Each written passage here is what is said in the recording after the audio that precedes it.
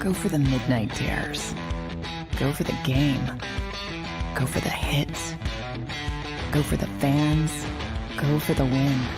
Go to Ocean Casino Resort. Book your trip at theoceanac.com.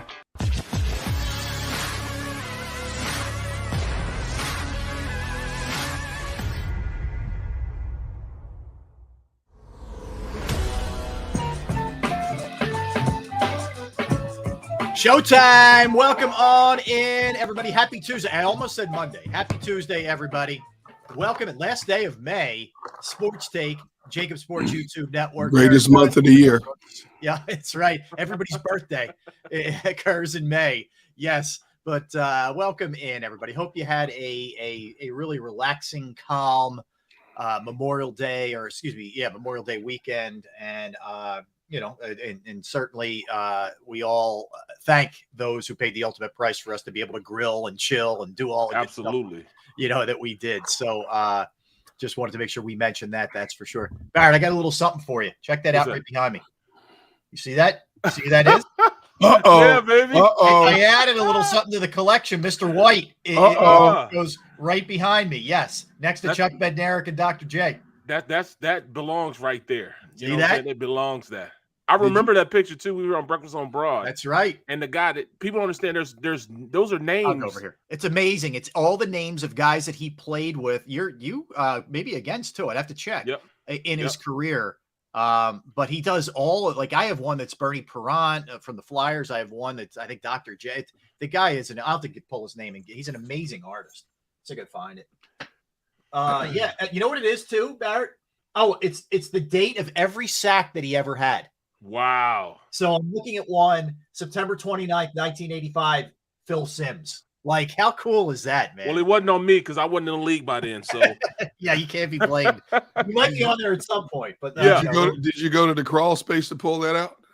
My wife actually was clearing out my office and found it, so she ended up putting it up. Yes. What's the matter? What's the matter now? What's going on? You all right? So I am meticulous when it comes to making sure these two little dogs are downstairs and away from me, right? Right. So I'm sitting here talking to you guys, and I keep hearing this rattling noise. I'm like, the heck is going on here, right? So I just while I'm talking to you, I see something move past me out of the corner of my eye. Somehow, some way, both of these little bleeps got past the gate, and they're laying on my bed. Now, the white one, who is the sneaky one who has to wear diapers around the house, he comes walking. You might see him in the shot eventually, because there he goes. See? I see a little bit. We got a little something there. So as soon as I start talking, he jumps off the bed because he wants to come over here. Wherever I am, he needs to be near me. Yeah, he misses his buddy. Yeah. Yeah, whatever. You're the one who feeds him, right? I mean, that's what he misses. Well, for the most part, I do. But yes. So, but here's the thing: if you hear any barking, any just crazy barking, anytime the doorbell rings, the front doorbell, these two little ones go berserk. So I apologize if you hear any extraneous noise in the next 27 minutes until I can secure them downstairs. Okay.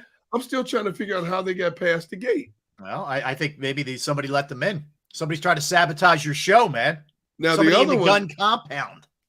Now the other one, who I call the assassin, Jughead, the assassin, he's laying on my wife's pillow. I'm glad he's on her pillow and not mine. And he's got his legs straight up in the air like a dead roach. My dog does that when she wants her belly scratched. She goes right. Straight up. Like, there's no shame, man. There's no shame in her game. Bruh, I tell the little one, man, Yoki. I mean, she's Yoki. Yeah. Her name is Yoki Fendi. And she's always got laid back like this, got her legs. I'm like, yo, stop always flashing me. Inappropriate. You know what I'm saying? Go sit down somewhere. No, and she will not stop. And then she'll start laying back and she'll start barking until I come over there and rub her. That's it. Like, I know, man. I know. My daughter's big 75-pound gazelle's like this. She runs up to you. She doesn't know her strength. First of all, she can't just come up to you. She runs into you like she's trying to tackle you. Yeah. Then she flops on her belly. If she won't, if I try to step over her, she paws me until I rub her belly. And if I don't do it for at least 15 seconds, she barks at me until I do. So I'm thinking, who's the master and who's the dog here? Yep.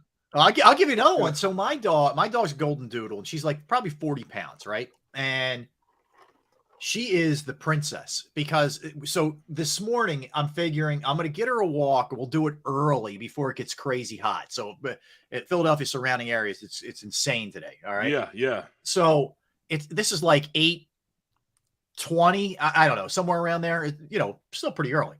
So I get her outside. She won't go off the front lawn. She won't walk on the sidewalk because it's too hot for her. She does the same thing. If it's drizzling, she won't go for a walk because she doesn't like to get wet. I'm like, what is going on? What? And here's the problem, right? Number one, that's ridiculous, like, first of all, right? But number two, if she does get a walk, she gets like rammy as the day goes on. So we're going to get tortured later today by her because she isn't going to get her walk. I'm going to try it again in the heat, but there's no chance she goes out there when it's hot. It's unbelievable, man. They are unbelievable. But hi, Mrs. Brooks. Mrs. Brooks checking in. Good morning, Mom. Let's see, the one dog, the assassin, if it's raining outside, he'll look out there and take off run. We have to catch him to send him outside. He won't go outside in the rain. Yeah. And for whatever reason, noises just make him take off. So he'll cower under the canopy outside. Mm-hmm. So I have to take like a paper bag and just shake it in front of him. Then he'll jump off the top step and go do his business. I'm telling you, they own us, man. We don't own them. So Barrett, is this true? Oh, no question. That's bull. Barrett was on fire. No, he wasn't. Okay. No, he wasn't. Barrett didn't catch any more than I did. No, he wasn't. Bro, no, I went this last Sunday. This past Sunday. Okay. Yeah. Oh. I went fishing this last Sunday. So Gunner, apparently you should be a little nervous because Barrett's on fire right now. First of all, Barrett sends a picture to me and my son-in-law Josh of these fish he caught, like sea bass and some flounder. All right. The first thing I'm thinking is these fish look illegal. They look undersized. What? That's what I'm thinking. So Barrett's out there legally catching undersized fish. Here we go. Here we go. Now, see, let me tell you. Number one, I'm not trying to get him in trouble. We weren't on Captain Tony's boat. We weren't on a Fine and Dandy. We were on the Bad Beagle. Now, Captain Shawnee, we call it Shawnee, Captain Shawnee. Since we're on this boat, he has to be the captain. So Captain Shawnee gets us and puts us right over the meat. As soon as we get out there, bam, we're catching fish. Our first 6 or 7 fish that we caught were all legal. All legal. They look kind of small in that cooler. Right, come on, man. Both of those flounders I caught were 19. And then Tony's wife, Tam caught a 19-incher also. Hey, look, bro, you can call it whatever you like. I'm just saying. I'm just saying. We'll put it like this. Next Sunday. Yeah. D Gun, Paulie, Josh, challenge. We'll all be on the Fine and Dandy this Sunday. Whose boat is that? Captain Tony's. Oh, Captain Tony. He got a 32-foot Cabo. Okay. Beautiful, man. Beautiful boat, bro. You know what I'm saying? You go in, your feet won't be tired while you're catching fish because you got the sea deck down there. I mean, you name it. He's got coolers on it. You know what I'm saying? All he says is just come. Come as you are. I don't have to bring any rods, reels, nothing? Come as you are. Don't bring anything but yourself. And a lunch. Okay. Got to bring a lunch. You can bring a lunch, but usually they have lunch for you. But yes, it's good to bring a lunch. Yeah, it is good to bring a lunch. All right. So the challenge, the gauntlet has been laid down here. Yes. All right. I like this. Oh, look. Look, he's talking trash to you now. I see. Look at this. Yeah, enemy. Wow, those are strong words. Yeah, I know it is. Yeah. Strong words, man. Look, I ain't afraid of you, Tony. I saw you fishing. Tony out there with one line with 3 rigs on it. I didn't see him catching many fish. I'm just saying, he's the captain of a boat. Everybody's getting it. Everybody's getting it today. I like it, man. Yeah. All right. So it's been laid down. Gauntlet's been laid down. So put it like this, man. We were out there. Yeah. First of all, we left late. Because we left at 7 o'clock. We usually get out. Did you at Sunday or Saturday, Barrett? What day? We went Sunday. Sunday. Okay. All right. So the Lord's Day. Correct. Yes. That's the first thing he says. He's a heathen. He's a heathen, man. Why we out, Barrett? Why you always want to go out on the Lord's Day? Mm-hmm. I'm like, come on, man. Mm-hmm. Hey, the only reason I'm going is because my wife's out of town. So the only reason I'm going. Well, put it like this: we go out at 7. That's late for us. We usually get out. We usually leave out 6:05 in the morning, but we left out at 7 because of the tide. Gotcha. So we get out there, man. And first of all, we on this boat, man. Now, Shawnee's boat is a Cape Horn, a 32-foot Cape Horn. hauls ass. This boat will do 65, 70 miles an hour. Whoa. Got 200-300s on the back flying. So this time I brought my own beanbag this time. Next thing you know, I put that beanbag back there. It seemed like as soon as I closed my eyes, I woke up, we were on the fish already. And we only went like 10, we were reached out 11. So that's probably maybe 10, 15 miles out. Oh, wow.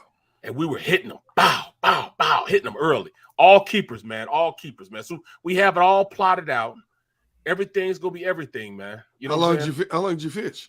Bro, I was at my house at 1:50, 2 o'clock. So we went out at 7, and I live an hour and 20 minutes from there. Damn, that was a quick day. Right. We were only out there 2 hours, 2.5 hours. Hold on, man. Look, Captain. 19 miles you went out. 19. You went out 19. See, bro, that's a red flag right there. You know my rule.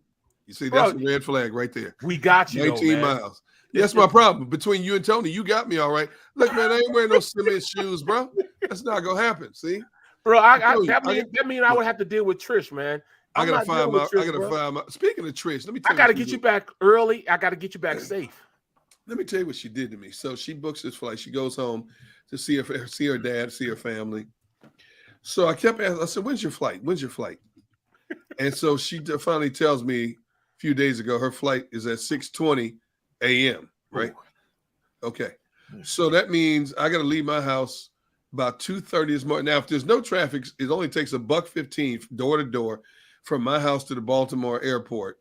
Now, the reason we fly out of Baltimore more so than Philly is because you get much better flight costs out of Baltimore than you do Philadelphia. Right. I live about 40 minutes from the Philly airport, $1.15 for Baltimore. So, you know, I'm gonna be the good soldier, and I'm gonna suck it up. You know, so I go out. You know, I try to get a nap. I'm laying on the couch. I said I'm gonna get up at 2 a.m. I didn't even lay down until like 12:30. Oh, you know. So I get up. I do the whole trip from going and coming in 2 hours and 42 minutes. Dang. I'm moving. I'm like moving. And I know that's a good time. There's no traffic either. Yeah, and I know where all the cops sit on 95 going down there. Famous last words. Famous last words. Okay. You better believe D-Gun know where the cops are, bro. So I get home and I crash. I have my alarm set for like 10 a.m. You know, when you're like really tired, you have all these crazy dreams. Now, Barrett, you were not in any of the dreams. Don't worry. You know, but I must have had like 5 or 10 dreams. I don't know what any of them are as we sit here right now, but they were like 10-second dreams. I'm just dreaming. And I kept waking up. I got to bed about 5:50. I woke up 6:30, 6:53, 7:30. And then here's the capper. My mechanic, I took my wife's car to my mechanic yesterday because it's leaking oil. Mm. So he calls me. I had my alarm set for 10 a.m. He calls me at 9:52. He goes, "Hey, you want the good news or the bad news?" I said, "What's the bad?" I said, "What's the good news?" Well, the good news is I'm glad you got it here when you got it here. So the bad news is your wife went like 4,000 miles over her oil change, and oil was leaking. It expanded some kind of pan to the point it cracked. And I said, "Okay." He said, "The bad news is I've got to order it from Chrysler. It's going to cost you labor and everything like $900." I said, wow. That woke me up real quick. I said, "What?" That's actually cheap for it. That's cheap when you go from the dealership. No. He has an order to part from the dealership. Okay. Yeah. No, he's it's a mom and pop mechanic. They were really good. I've been using them for like 20 years. So he always gives me, he goes, "D-Gun, I'm trying to give you as many breaks as I can." He said, but he says, "Dude, it's like around 900. I said, "Dude, just fix it." Now the problem is, he said, we may not be able to get the part until June 6th. Oof. Because everything's backed up. Yeah, you're looking at a week, man. You're looking at next Tuesday. Jeez. So like I said, the good thing is she's out of town until the middle of next week. So I can't wait to talk to her. She just texted me a little while ago. She landed in Phoenix. I said, "Yeah, you go ahead and have fun while I'm sitting here holding down the fort." I got dogs all over the place. And speaking of which, you costing me $900. Tell everybody I said hello and I love them. But going back to the dogs for just a moment. Yeah. Now, I want you guys to tell me, is this a little far-fetched? Now, I want to ask both of you first before I get into this. What do you feed your dogs? Oh, I don't feed them what you feed them. I go straight to the place and get. Now, the little one, like she eats this buffalo dog food, which is a little bag, but the little bag is like $30 just for a little bitty bag. Right. You know what I'm saying? Right. But the big dogs, I feed them anything. Now their big bag is like a 50-pound bag, and that's only like $26, $27. Same. You know what I'm saying? So Yeah. that's what I feed mine. You know, I get the dry stuff. The company's called like Blue, I think. Yep, Blue. Oh, Yep. Blue. Yeah. Oh, yeah. It's a big name. That's what I do. Yeah. For her, whatever her size. Like she's 3. She's not a puppy anymore. So what I think I go by weight. I don't know, whatever it is. But that's what I feed her, Blue. Bruh. My dog. Then I got twice a day, breakfast and dinner. That's it. Breakfast and dinner. Okay. All right. Well, go ahead. Just Bear. just a cupful, by the way. So, Bruh, Wait, just a cupful? Okay. Yeah. I got a dog. I got a dog look like a potbelly pig, man. Oh my God. I'm gonna send it to Xander. Have Xander put it up. This man, I'm telling you, bro. She's probably every bit of 80 pounds, but she's only like 13 inches from the ground. She's a low rider. Right. And I try to put on her diet. She just eats, the other dog's food. I mean, it's terrible, man. It's terrible, man. So go ahead, Bear. Yeah, I'm sorry. It's not dog. I'm telling everybody now, it's not dog abuse. It's just you try to tell her she can't eat. You know what I'm saying? That's what I'm saying. So I'm gonna send this picture to them now. Why? What are you worried about, Gunnar? You don't feel like you're feeding them enough or too much, or what are you concerned about? Listen to what he feeds the dogs, though. Okay, now I want you to listen to this, Rob, because my wife decided years ago, after redoing all this research, that she didn't just want to feed them standard foods. So I buy this dog food called Holistic Canine Food from Trader Joe's. Now it's $11 a bag, but I'll buy like 4 or 5 bags at a time because we're feeding 3 dogs, 2 small ones and a 75-pound one, right? Yeah. So then on top of that, I go to BJ's like maybe once a month and get 4 to 5 rotisserie chickens. Not the already cooked rotisserie chickens. We debone them and we chop it up real finely. We put it in Ziploc bags and freeze them. Man, a lot of prep. Oh yeah, and then so and then I have to get the organic chicken broth from Trader Joe's. So organic chicken broth, organic for dogs. First of all, they both eat better than I eat. Period. So let's be really clear about that. But go ahead. So here's how we prep the food: little dry food for each one of them. A couple cups of food for the big one. I'll take the chicken broth and some cut up chicken and put it in a big dog's bowl in the microwave and warm it up for them. Can't eat it cold. Got to eat it warmed up. Warm it up and I spread it out, divided among 3. And I'm looking at these dogs and I'm thinking, these dogs are eating holistic dry dog food mixed in with rotisserie chickens, sprinkled with organic chicken broth. Now, if I deviate from the norm, to show you how bad this white Chihuahua you just saw is, sometimes my son, he would throw in like soft scrambled egg, because they like the yolk. Oh my God. So every now and then I make the mistake. I might overcook the egg just a little bit. If the egg is not cooked properly, the Chihuahua will sniff the bowl and walk away from the bowl. I mean, what is going on there, man? You think I'm kidding, right? Oh. And I tell this little joke. I said, if you don't eat this food, you're gonna die today because I'm not fixing anything else. Now, I have to make sure if the Chihuahua doesn't eat it, I have to make sure I take the bowl and put it up high because Jughead the assassin. Oh, he'll eat it, right? He'll run over to him and eat anything, and then all of a sudden, a few hours later, I'm going up and down the stairs and notice this dog has regurgitated everything you can think of up and down the stairs. Right? It's like the old Roman. Like if you like ancient history, you read about the Roman parties when they would have the vomitoriums. The slaves would have to clean up. Yes, because the Romans would eat so much until they forced themselves to throw up to make room so they could eat some more. That's what Jughead, his real name is PJ, but I call him Jughead the assassin because this dog will kill anything he can catch his hands, put his paws on. Oh my God. Well, I'm with you. It is the stuff that we go to, the lengths we go to is just craziness, man, at this point. Dude, by the way, I like that you've incorporated the plastic cup, Gunnar. Welcome to the club. You like that? You like that? Yes. Barrett, you're next, man.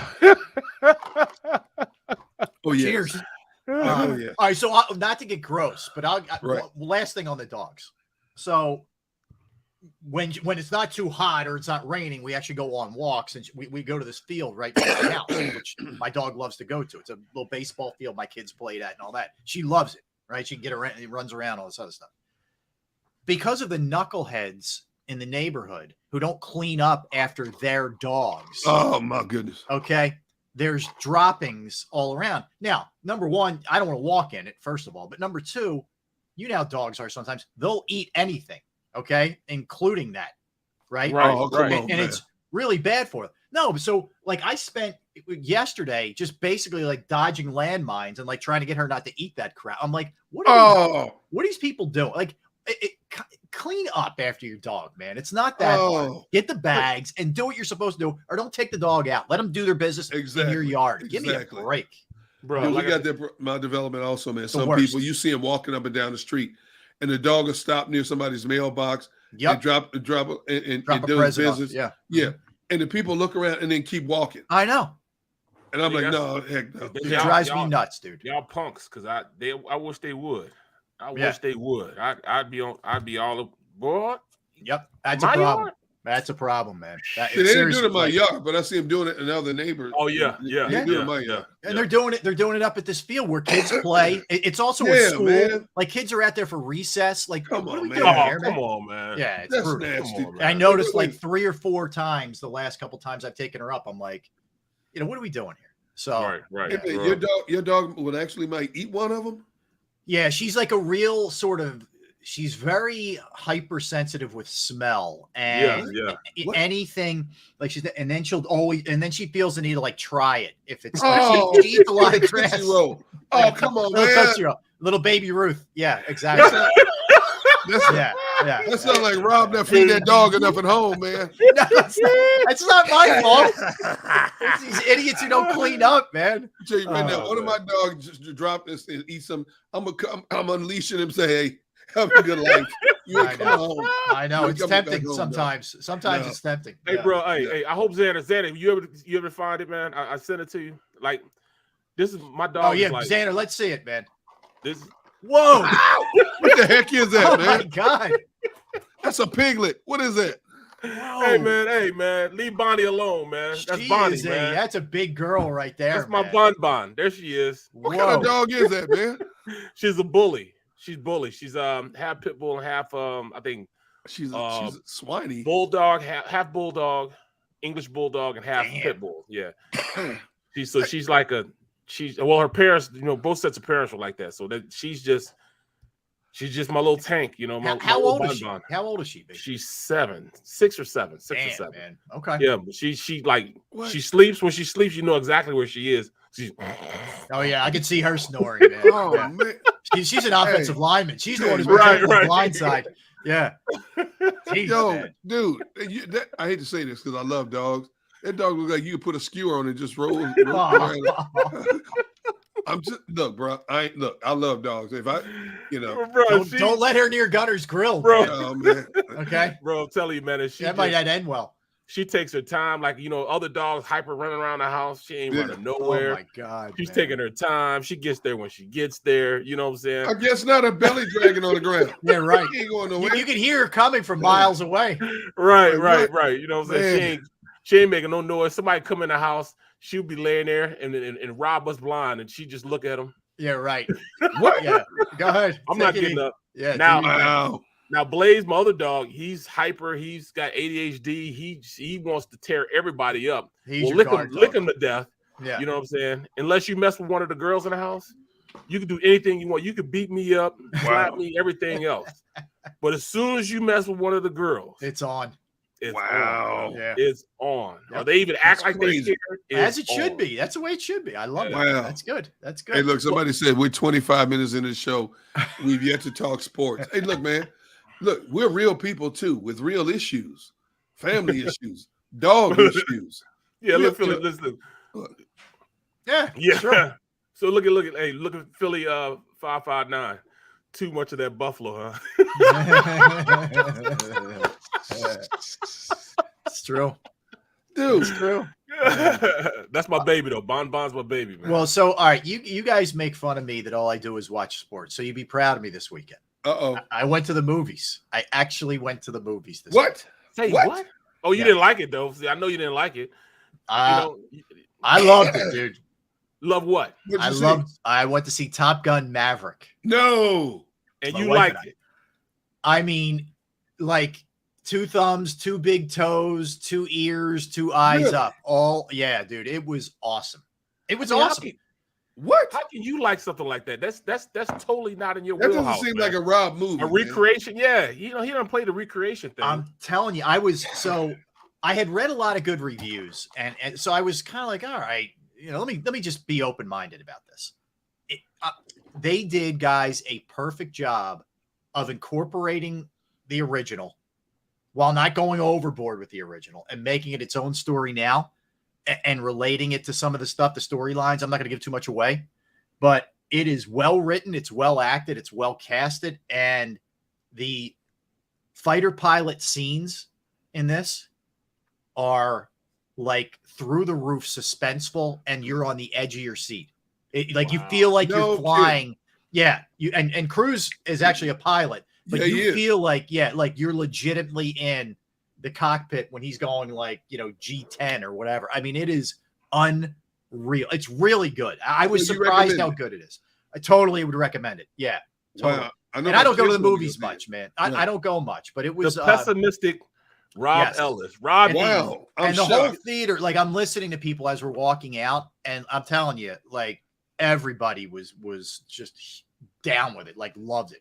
Big time. See, the only movie I'm really jacked up about seeing is the new Jurassic Park that's coming out June 10th. Wait. Oh, extended trailer before Top Gun for that, and looks legit too, man. Dude, because they're bringing the old cast, all the old cast back with the new cast. Yep. I can't. You know what he's talking about? When you get 5, 6, 7 movies down the road, it's like they're watered down. Yep. I don't care, man. These animatronics and all this stuff, these CGIs, all the stuff that they can do now. It's ridiculous. I cannot wait to see this. I'm like a kid in a candy store. I can't wait to see this new Jurassic Park movie. I guess the final chapter. So I'm kind of almost like this. I'm kind of almost like those are real dinosaurs now. You know what I'm saying? I'm to that point, man. I'm to that point, man. Yeah, they look more realistic than the actors. I'm going around doing and all that. You know what I'm saying? I tell you what else I got hooked up. I got hooked on, man. My son got me hooked on all this mess. The new Obi-Wan Kenobi came out. I can't even keep up with it. I can't keep up. It's the prequel to the original Star Wars. Okay. So my son said, Dad, you got to watch it. You got to watch it. I'm like, okay. So my wife says, you know what? Let's sit down and watch it. And it's one of the few movies that she'll sit and watch, the Star Wars trilogies. Yeah. So we sit down and we watch it on, I think, what is it? Disney Plus? Disney Plus. Yeah. Yeah. So we sit down and my wife, like 20 minutes into the first episode, my wife goes, wait a minute. This is a series? I said, yeah, it's only 6 parts of the series. She goes, I do not want to get hooked on another series. So we watched the first one, which was really good. So, it was late at night. We watched them back to back. So we started watching the second episode because once you see the first, you got to see the second. Yeah. Yep. So we started watching the second about 12:20 a.m. So we watched both.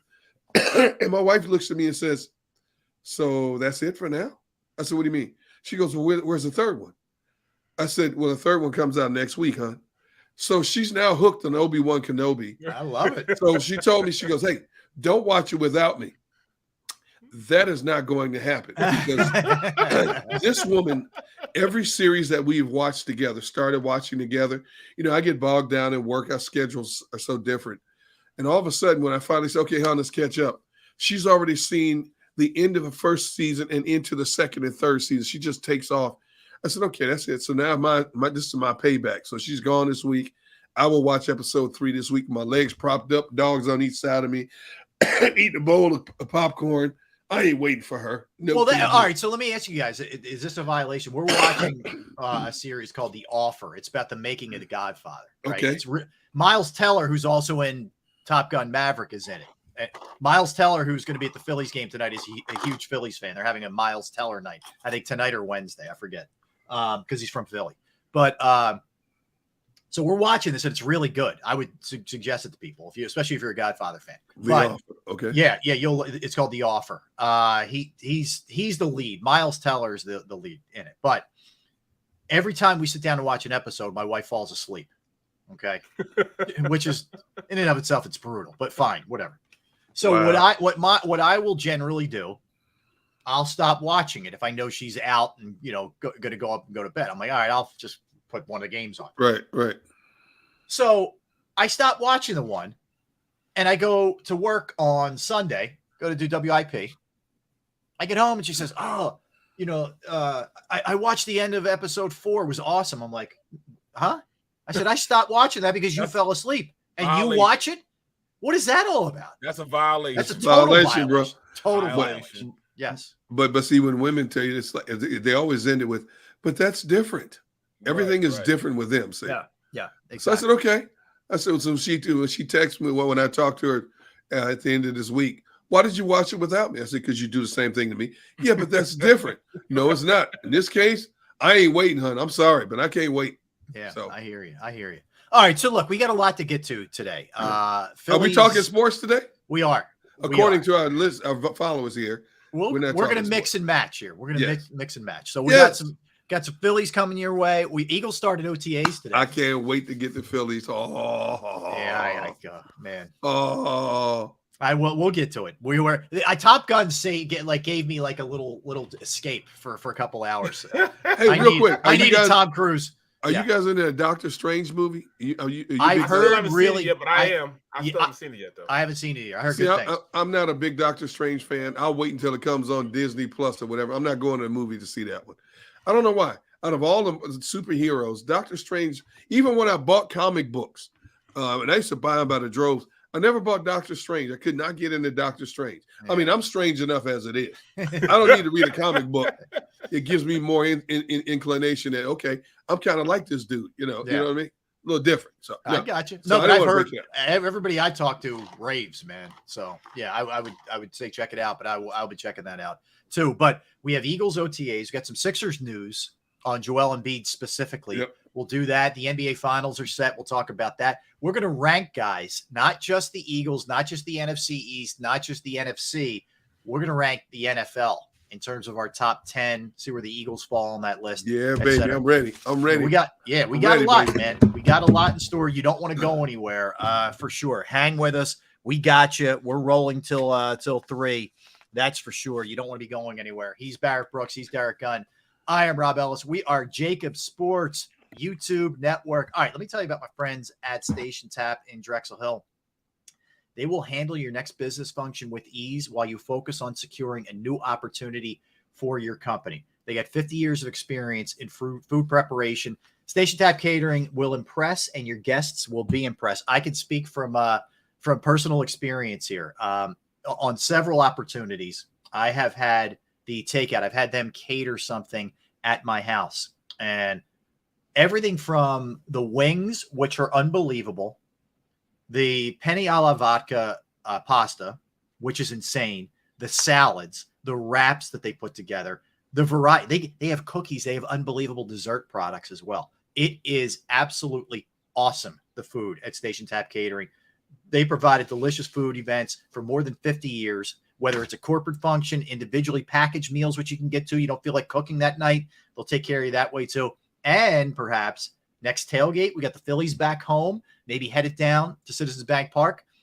You want a nice little tailgate or get set for the Eagles season. They're the people for you. We got graduations coming up, baptisms, you name it. They will be there for you. Just give them a call, 484-469-3222, or go to stationtapcatering.com. That's stationtapcatering.com. Go for the polls and the pools. Go for the oohs and the ahs. Go for the bubbles and the bubbly. Go for the story and the stories. Go for the win. Go to Ocean Casino Resort. Book your trip at theoceanac.com.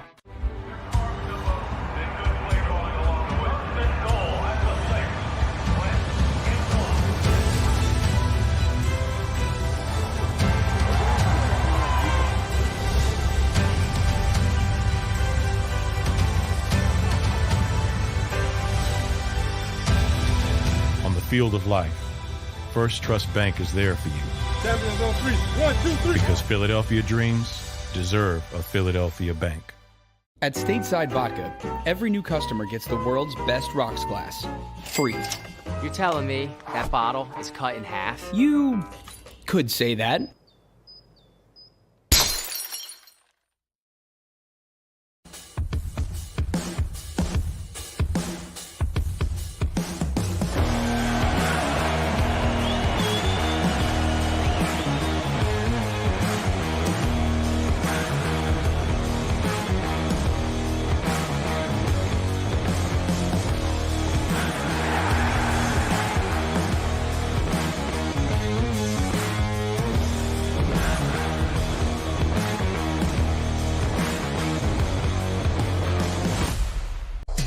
Action News, we cherish every moment, and it's our profound responsibility to bring you closer to your world.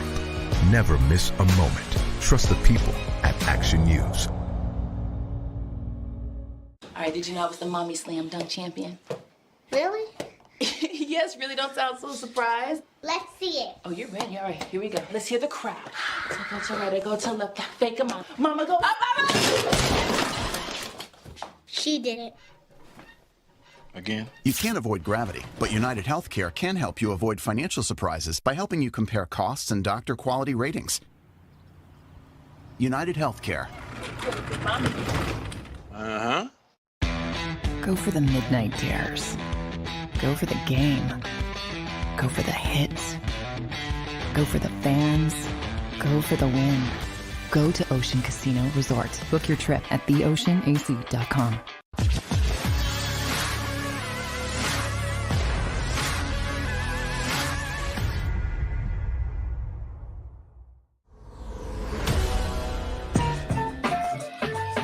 All right, welcome back in, everybody. We are Sports Take. Rob Ellis, Derek Gunn, Barrett Brooks on this Tuesday. We are a little ahead of the game since it's Tuesday, not a Monday. JAKIB Sports YouTube Network. Hey, by the way, you got to check it out, man. JAKIBsports.com. We now have a website with content. We got all kinds of great writing on there, including stuff from John McMullen. But you can also link up to our show that way, our shows that way, all kinds of awesome stuff. If you haven't had an opportunity to check it out, JAKIBsports.com. It is phenomenal. I had a chance to dig through it today in depth a little bit, and I'm loving the content on there. So feel free, check it out. Hey, look, we're always monitoring the comment section from our friends, and we appreciate all you guys who take the time to jump on and react to the show and whatnot. Randall, I see that you had a family tragedy, and I'm very sorry about that, man. Yeah, wow. Our condolences, and there really aren't any words. Just praying for you and your family to get through it, man. So hang in there, buddy, and thank you. Man, wow. Hopefully, we'll provide a little distraction for you today, but all the best in seriousness. I mean, that's family is where it's all at, man. All this other stuff is just nonsense, fun and games. So hang in there, brother. That's praying for you, bro. Yeah, all you can really say. So, all right. So, a couple things, guys. Mention the Phillies in passing a little bit. I didn't have the energy to go insane over them again with what's happening with them. But just to put it in perspective a little bit. So they lose to the Giants yesterday. That's game one of their 3-game set with Gabe Kapler and the Giants. They're back. Phillies are back home. They've lost 4 straight. They've lost 6 of 7. In fact, they've lost 11 of 15.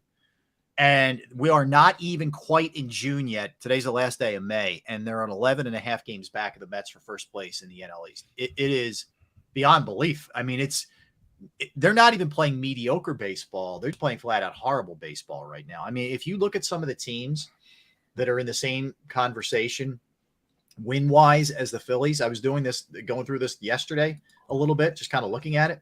So just to put it in perspective, the Phillies have right now 21 wins, okay?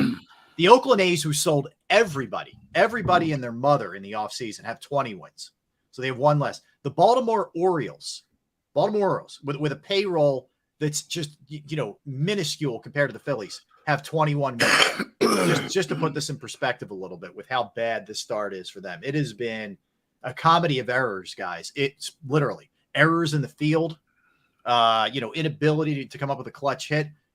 Corey Knebel, the latest from the Phillies bullpen, who's just a gas can and giving up monster home runs to guys after the Phillies actually show a little fight to get back in games. Just awful, awful baseball from this team. I don't even know where to start, honestly. Rob, I want to applaud you. You were very controlled in your dissertation. You didn't throw anything at your computer screen. No, not yet. I've noticed that the color in your face is the same. So your blood pressure has not risen yet. If I was a Phillies fan, I don't know if I would attend a game, to be honest, other than to say, hey, it's a great night. It's warm. It's a good family outing.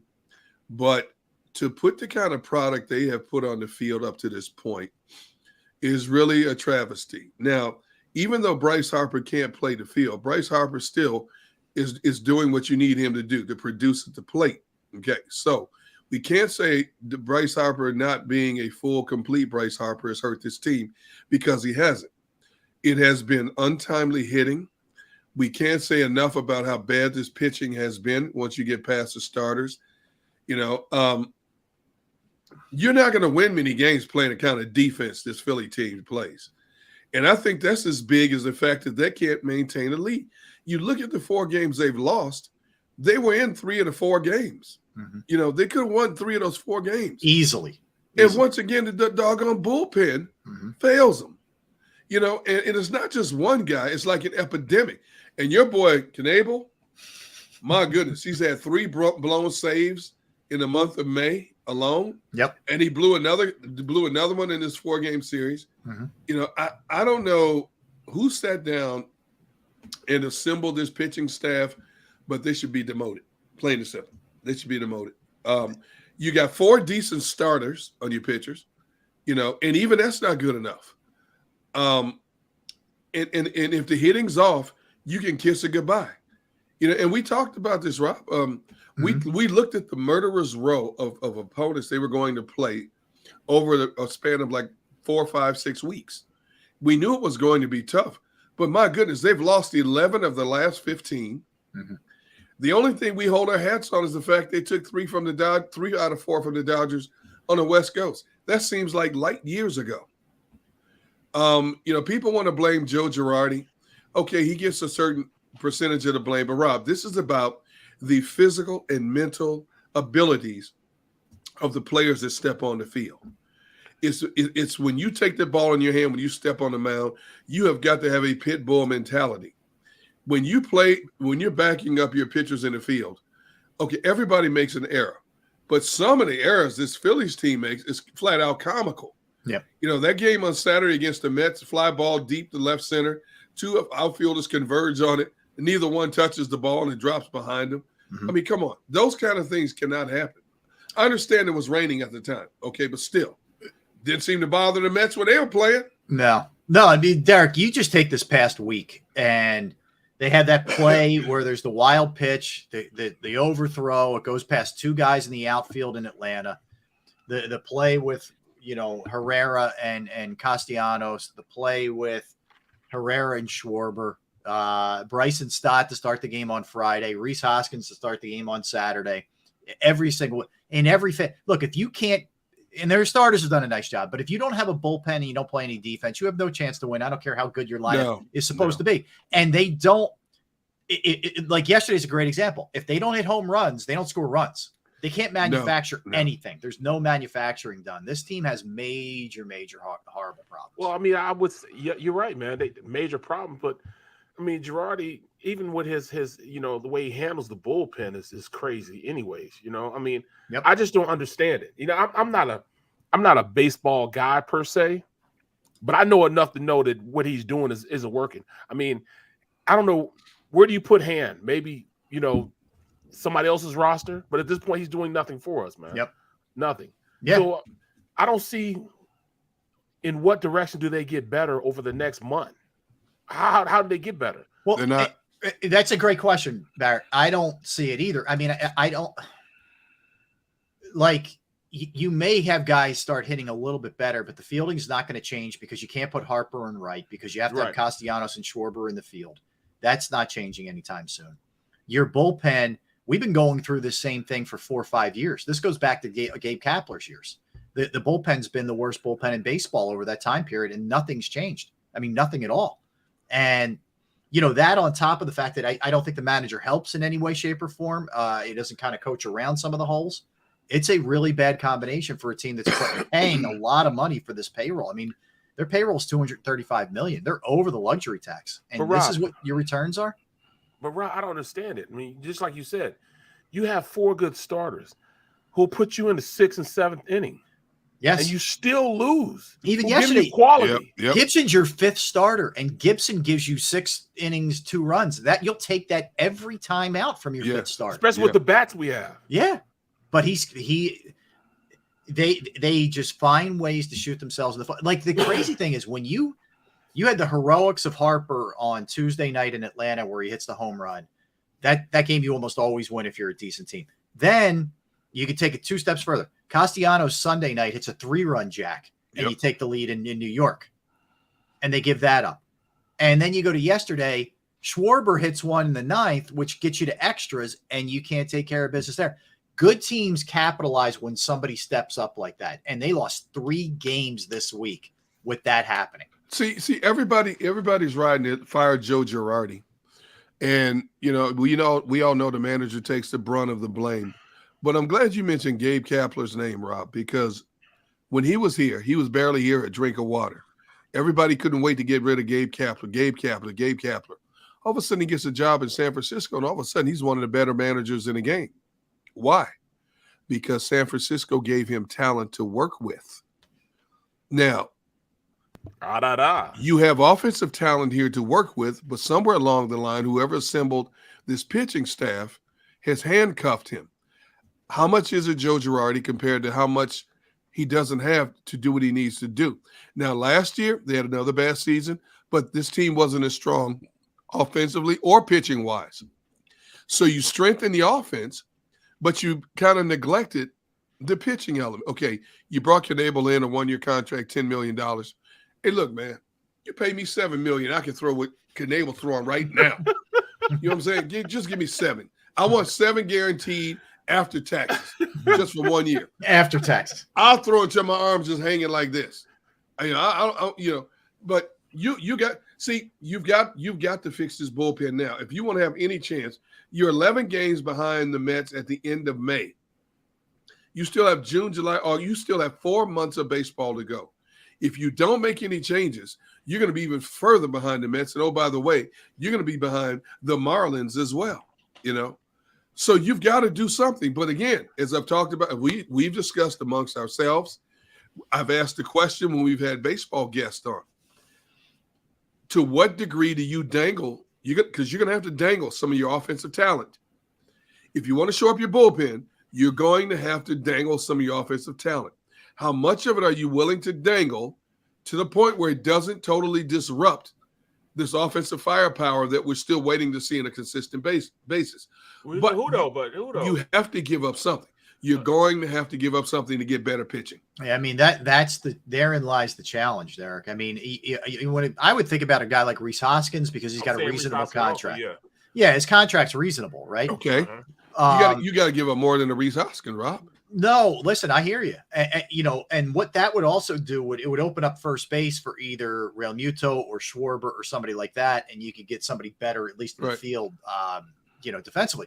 But yeah, I mean, there's not a lot of attractive contracts here. Like, Schwarber's got what, 4 years left on his deal? Yeah. Castellanos 4 years left. They're both making around 20. What about Boehm though? Boehm at this point, he's a young guy. Yeah, but playing well. No, he is. I don't know if I want to give him away because you have him on the cheap. Right. He's not costing you anything, so he makes sense. They're really they're in a lot of trouble here. And the thing is, when you committed 13 years to Harper, $330 million. Yep. You were going all in. You have to go all in if you're paying a guy that much. Well, but he's doing people. I'm hearing people. No, it's not Harper's fault, Barry. You're right. Yeah. But I hear people talking about I'm not saying that's your point, Derek. I know what you're saying. Add some pitching. Right. I hear people saying tear it down. I'm like, no. You can't tear it down if you're paying Bryce Harper $330 million. No, you can't. You cannot do that. No, there's no way you can do that. Yeah, they're just not in that mode. You know what we need to do? We need to let him borrow Chip. Not Chip, but we need to let him borrow Howie Roseman. Howie Roseman. Manage that thing. See, because if you keep this team intact, you fire Girardi, he's the scapegoat. I don't care who you bring in here. It's not going to change the product you have on the field. Yeah. Because none of the pieces have been moved or deleted from the equation and got something that's more feasible to help fix the problem. So you're just going to have another guy who's basically a temporary pin cushion to take all the heat for a team that's basically playing inferior baseball right now. Well, and you guys both, Derek, from covering it, Barrett, from being in locker rooms, man.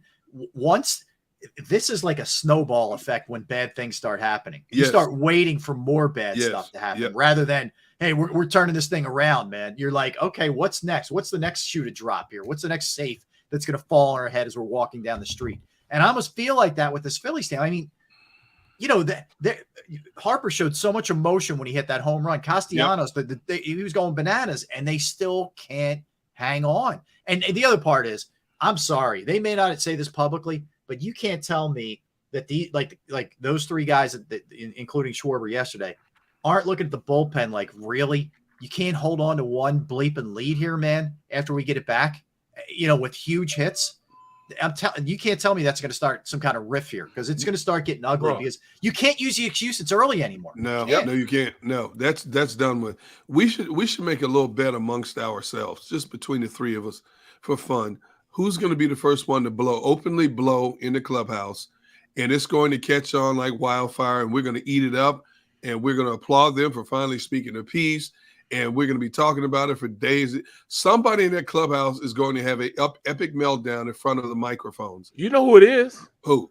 Schwarber. He's going to be pissed off, man. And he's going to be like, yo, come on now. I mean, at the end of the day, he's the new guy. You see, but still he has enough respect, right. in that locker room. Right. Bro, I've been a part of situations like that where one side of the ball wasn't holding up their end. You know what I'm saying? Like right. I played with a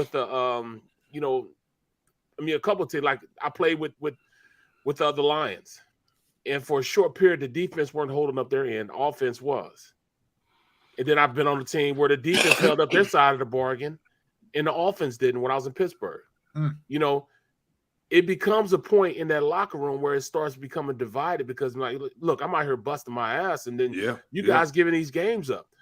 Starting pitchers going to be looking at those, relievers like, yo, come on, man. I just gave you 7.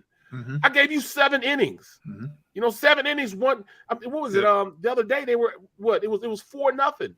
Yep. Through 6. Yep. And you still don't, kiss me. You at least got to kiss me, man.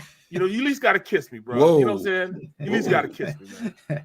Yeah. Look, I don't think it bodes well. And ultimately, I'll tell you, the timing of getting, if they end up losing this series or getting swept out by Kapler, the guy who they bounced to bring in Girardi, is a really bad, ironic look. Yep. Yes, so it is. I wonder if we don't get to Wednesday, if this thing continues to look like this, if there isn't a change. And I look, Derek, I hear you. I'm not telling you this is all on a manager. This is a very poorly constructed team. It's a team of DHs. Hardly any of them can field. Right. If you look at them, you can make a case that Hoskins, that Schwarber, that Castellanos, although Bohm's fielded all right. Bohm's kind of a butcher. Herrera, none of those guys, they should all be DHs. I mean, other than Segura, and Real Muto's not the same catcher that he was from a defensive standpoint. Right. So other than Segura, that's pretty much it, man. Camargo's a really good fielding shortstop, or wherever they throw him. I got to give Camargo some love, but they are a horrendous. I would say pound for pound, probably the worst fielding team in baseball. I'm not down on Bohm yet. I think Bohm's a decent fielding. He's done a nice job. Yeah, I'm not down on him yet. Yeah, and he's young. I'm not ready to kill him. But for an organization that hasn't been to the playoffs since when? 11. 2011. I honestly felt coming into the season, this is the year they finally break that drop. I honestly feel that way. Now, I don't know if they'll finish third in their division, to be honest. I honestly don't. Yeah. Because your bats can't save you every night, no matter how potent your offensive lineup is. Mm-hmm. Your bats cannot save you every night. And you look at some of the games they've lost with their bats of 9 hits, 12 hits, 13 hits, and they still lose. It goes beyond that. It's the fielding. It's the supporting cast pitching. You're right, but at some point, somebody's going to say, you know what? Why should I even go out here and care? They will never say that openly. Yep. You know what I mean? You can't do that. Can't say it. Realize the problem. Know how it works, too. You're not firing any players. Nope. So rather than looking in the mirror as a front office and saying, look, we didn't do the job, you start looking for scapegoats. And, the manager's a lame duck manager. He's in the last year of his deal. The GM didn't bring him in, and they're paying a lot of money. So the owner is saying, what's going on here? It's only a matter of time unless they get this fixed. And see, there's a managerial change. If you make a managerial change, you almost have to promote from within, because who on the outside will want to come in here and have this on their resume? Seriously, think about it. There's no way. I don't care who it is, unless it's God himself. There's no way, shape, or form anybody's going to come here and change the complexion of this team if they don't make some type of move. And I'm not saying move singular. I'm saying moves. Yeah. One move is not going to fix this problem. But if you make a series of moves, you're going to disrupt something in this team. Are you willing to give away a starter to get a reliever? No, because you don't have enough starters as it is. Mm-hmm. You're going to have to give – I'm telling you. They don't have enough in their minor league system that really appeals to a lot of people. You're going to have to give up something frontline to make the pitching staff overall better. Now, we've seen where pitching staffs can carry mediocre offenses. We've seen that. So you're going to have to decide, what do you want to do? Do you want to have a chance to win in the 9th inning? Or do you cross your fingers and toes every time a reliever goes in the 8th and 9th inning and just hope that somehow that they can sneak a pitch by somebody and not embarrass you? Yeah. Well, do you go a young player like, Moniak, he hasn't done nothing with us yet, but they said this year was going to be the year. Freak accident, gets hurt, but they said, during beginning of the season, he was playing well. Do you see him as a guy as a trade piece? I know, Barrett, because he's got to establish himself at the big league level. He's 24. Question. He was the first overall pick. We were actually doing 5 years ago. We were still doing it. Yeah. And he's 24 now, and he just came up yesterday for the second, for the third time in the big leagues he's been up in his career. No, he's got to start showing you he can do it before he's even valuable in any way, shape, or form. I think. Yeah, it's gonna be tough. They're in a tough spot, man. I honestly don't think closed door meeting with the team. I don't think that's going to help. Nope. Yeah, that's not going to help with this team. You can have all the closed door meetings you want. That is not going to help with this team. You have too many big money players on here. Now, who's going to listen to somebody who's not holding up his end? Who's one other than Bryce Harper? And I don't think Bryce Harper is the kind of guy to go on a tirade in a locker room. Yep. Bryce Harper is one of those guys who leads by example on the field. Yep. I don't think he's that verbose individual who's going to lay into people. Because to be honest with you, he is the only one on this team right now that has the right to get in there, stand up on a chair in the middle of that clubhouse, and chew everybody out. Yeah, you're right. You're right. You don't think he has a personality to do it? I think that, Derek, he could be that guy if this keeps up. Now, he's hesitant to do it, I think, but I think he's starting to get to a breaking point. And I think he's also looking at, if he will never admit this, but I think he's also looking at it like, I know I got a lot of money, man, but is this what I signed up for? Right. To not even be a playoff team? And that's going to start playing with his head a little bit too. You don't think it still sticks in his mind that the year after he signs with the Phillies, doubt. Washington wins the World Series? Yes. You don't think that sticks in his mind? Yes, 100%. He flirted with going to the Dodgers. Yes, he did. And he didn't. And sure did. Look at that all-star team. It's look at what he gave to Washington, all the years he gave to Washington. The very first year he leaves that team, all of a sudden they rise from the ashes and shock the world. I know, man. I know. You don't think that sticks in his craw? It has to. It absolutely has to. All right. Let's step aside. Let's switch gears to the Eagles when we get back, because OTAs are underway, and we'll kind of lay out I don't want to say soft, but the conservative approach of OTAs and off-season stuff by Nick Sirianni. We'll get into that. A lot of other stuff to dive into with the Birds for sure. And we'll do our NFL rankings a little bit later as well. Barrett Brooks, Derek Gunn, Rob Ellis. We are Sports Take, JAKIB Sports YouTube Network. All right, so you know the difficulties in trying to find somebody to trust with your finances. It can be really, really scary. And I've been through it. I've lived it, believe me, for years. And I finally found the right person who could help me. And, man, I haven't looked back. I can tell you that from personal experience. And that person is Jim Murray with Principal Financial Group. Whether it's retirement planning, 401k review, insurance review, if you have a small business and you need help with employee benefits, any other kind of resource, that's what Jim is there to do, and he's happy to explain it to you each step of the way. He'll explain it to you from the jump. All right, this is what we're going to do. This is why we're doing this. You can always do this if you want to change things up. And he's great with laying out those scenarios because, let's face it, I talk to him like I'm a 3-year-old, and he explains it all to me very, very well. I've entrusted my IRA, my 401k rollover with Jim, and I couldn't be any happier. I got to tell you, you can give him a call because you can be happy too. His number is 610-996-4751, 610-996-4751. You can also email him at Murray, MURRAY.Jim@principal.com.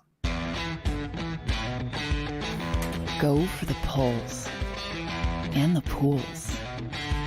Go for the oohs and the ahs. Go for the bubbles and the bubbly. Go for the story and the stories. Go for the win. Go to Ocean Casino Resort. Book your trip at theoceanac.com.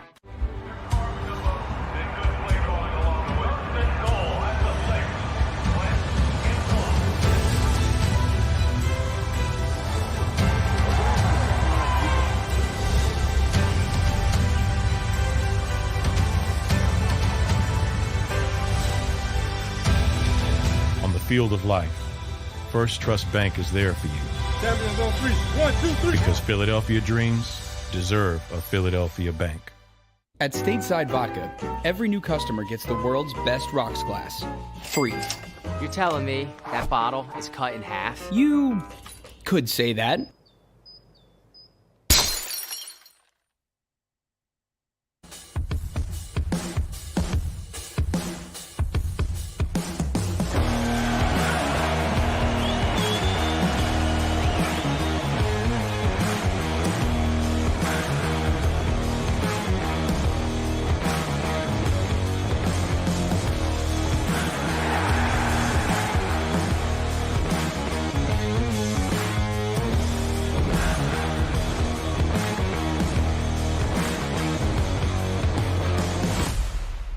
At Action News, we cherish every moment, and it's our profound responsibility to bring you closer to your world.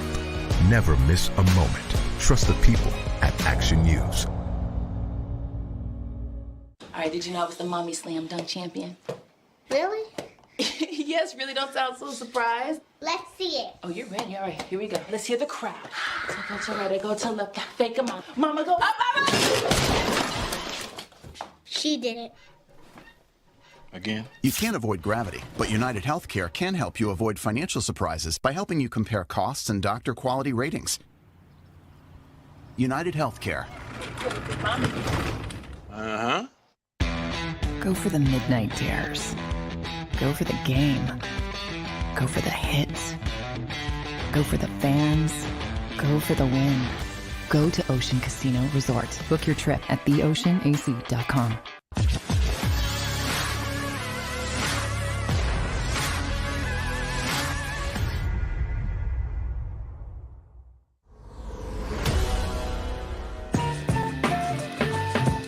Happy Tuesday, everybody. We have the chair. We have Barrett. We have Rob. We are JAKIB Sports YouTube Network. We are Sports Take. Guys, I just walked outside during our break. it is like stepping foot on the sun outside right now in the greater Philadelphia area. It is freaking steaming outside. I love it. I love it. I like the warm weather. Damn, it is hot. I love it. I love everything about hot weather. Love it. I got 93 right now. What? It's supposed to be a high of 98 today. Yeah, it is no joke. It is hot out today, brother. So the reason I was late coming back was I ushered the dogs back down the stairs, and I told my son-in-law, look, let them go outside for a little bit, let them come back in whenever they want to come in. Right. So, and I left my bedroom door cracked here, and I shouldn't have. And I'm sitting here, and I hear a door creaking open. I'm like, what the? The one you saw in the picture, the white one, the Chihuahua. Yeah. So I have a gate around the stairs coming up to my room. And I put a big pillow because they have crates downstairs and they have crates up in our bedroom. This one, now put a big oversized pillow across this way so he couldn't jump up. He's notorious now for jumping over to come up when he wants. Somehow, some way, my son-in-law said he stood up on top of the pillow and still jumped over to come back up here. He's got some hops, man. Dude, I'm telling you, now this is also a dog. When you put his doggy diaper on him, if you put it on a certain way, he yelps like you're killing him because he's got a bad back. So I got a Chihuahua who's half human with a bad back. Every time you mention doggy diaper, I just crack up, man. You think it's you think it's funny? I do think it's funny. You had me at doggy diaper, man. We got a box like 20 of these things, man. This dog wants to mark his territory everywhere in the house. We got to keep these things on him. I never heard of doggy diapers before. We got this little bleepity bleep, but Oh yeah, but that's I'm sorry. I hear I had to get him out again. Yeah, if I ever rob a bank, I'm taking that dog with me and have him pick the lock. That's a good move. I'm See telling that? you, man. He'll actually, all the money you're spending on him will come in handy. That's for sure. Bro, the only time I have doggy diapers is when you go to bed. Yoki. No, with Yoki. And that's Yoki when she it's that time of the month for her. Oh, she's gotta have it. Yeah, she's gotta have Is it. that you're saying the big one? The big one? You have to put a diaper on that? No, the okay. poodle, the small poodle. Good luck finding a diaper for your bigger one. Man. No, you didn't get her fixed. You'd have to get a sheet. No, I'm like waiting to get her sheet. fixed. I keep trying to, and her mom just is like bucking the system. Like, go get her fixed, Why? Please, hurry up. Why? Why would Fix she that. get her Fix fixed? that. She's not gonna have puppies, surgery, right? man. No, she's not gonna have puppies. No. Okay. It's the So why surgery, would- man. She's crying about the surgery. What about it? She doesn't, like I had to go get the surgery, bruh. So she didn't have to get the surgery. I went and got neutered so she wouldn't have to get neutered. I did too. My wife, after our third kid, my wife told me, she goes, "You're getting fixed." I said, well, since they already have you opened up with a third son, Jordan, why don't you just have them go in there and do what they got to do? She goes, "Oh man." She goes, "I've had 3 C-sections. You're getting fixed." And so there was not much of a discussion.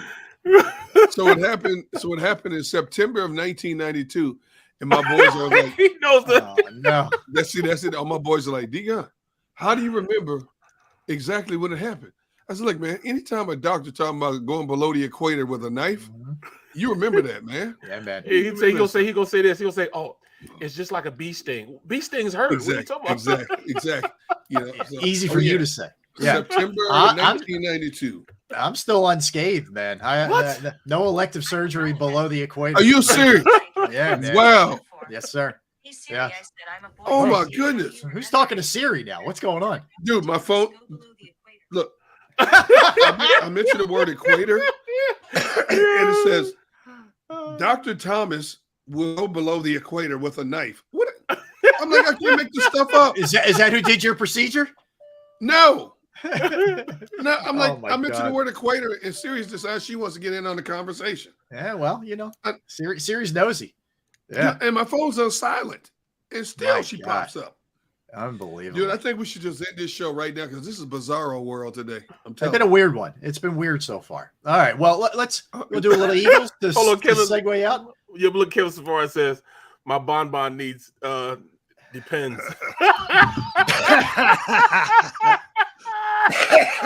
I love it. Oh man. What? Rob, you didn't take the Nestea plunge, man. You just got to be careful. That's all I can tell you, man. He said, "Be careful." Don't let them pull the goalie, man. That's all I can tell you. Keep the goalie in net. Keep the goalie in net, brother. It's worth it, bro. It's worth it, I man. hear you. I'm shooting blanks, man.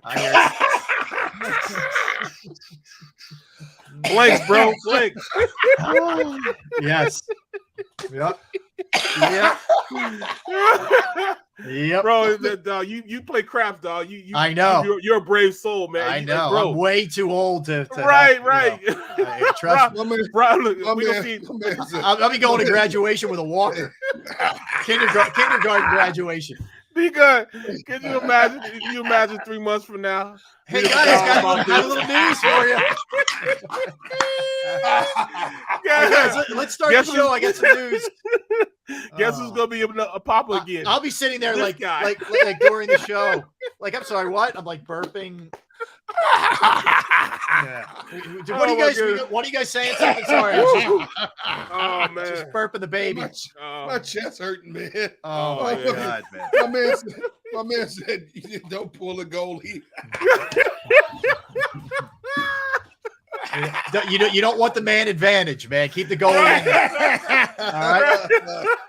No 4-on-3, no 5-on-3. We just keep it even strength, as they say.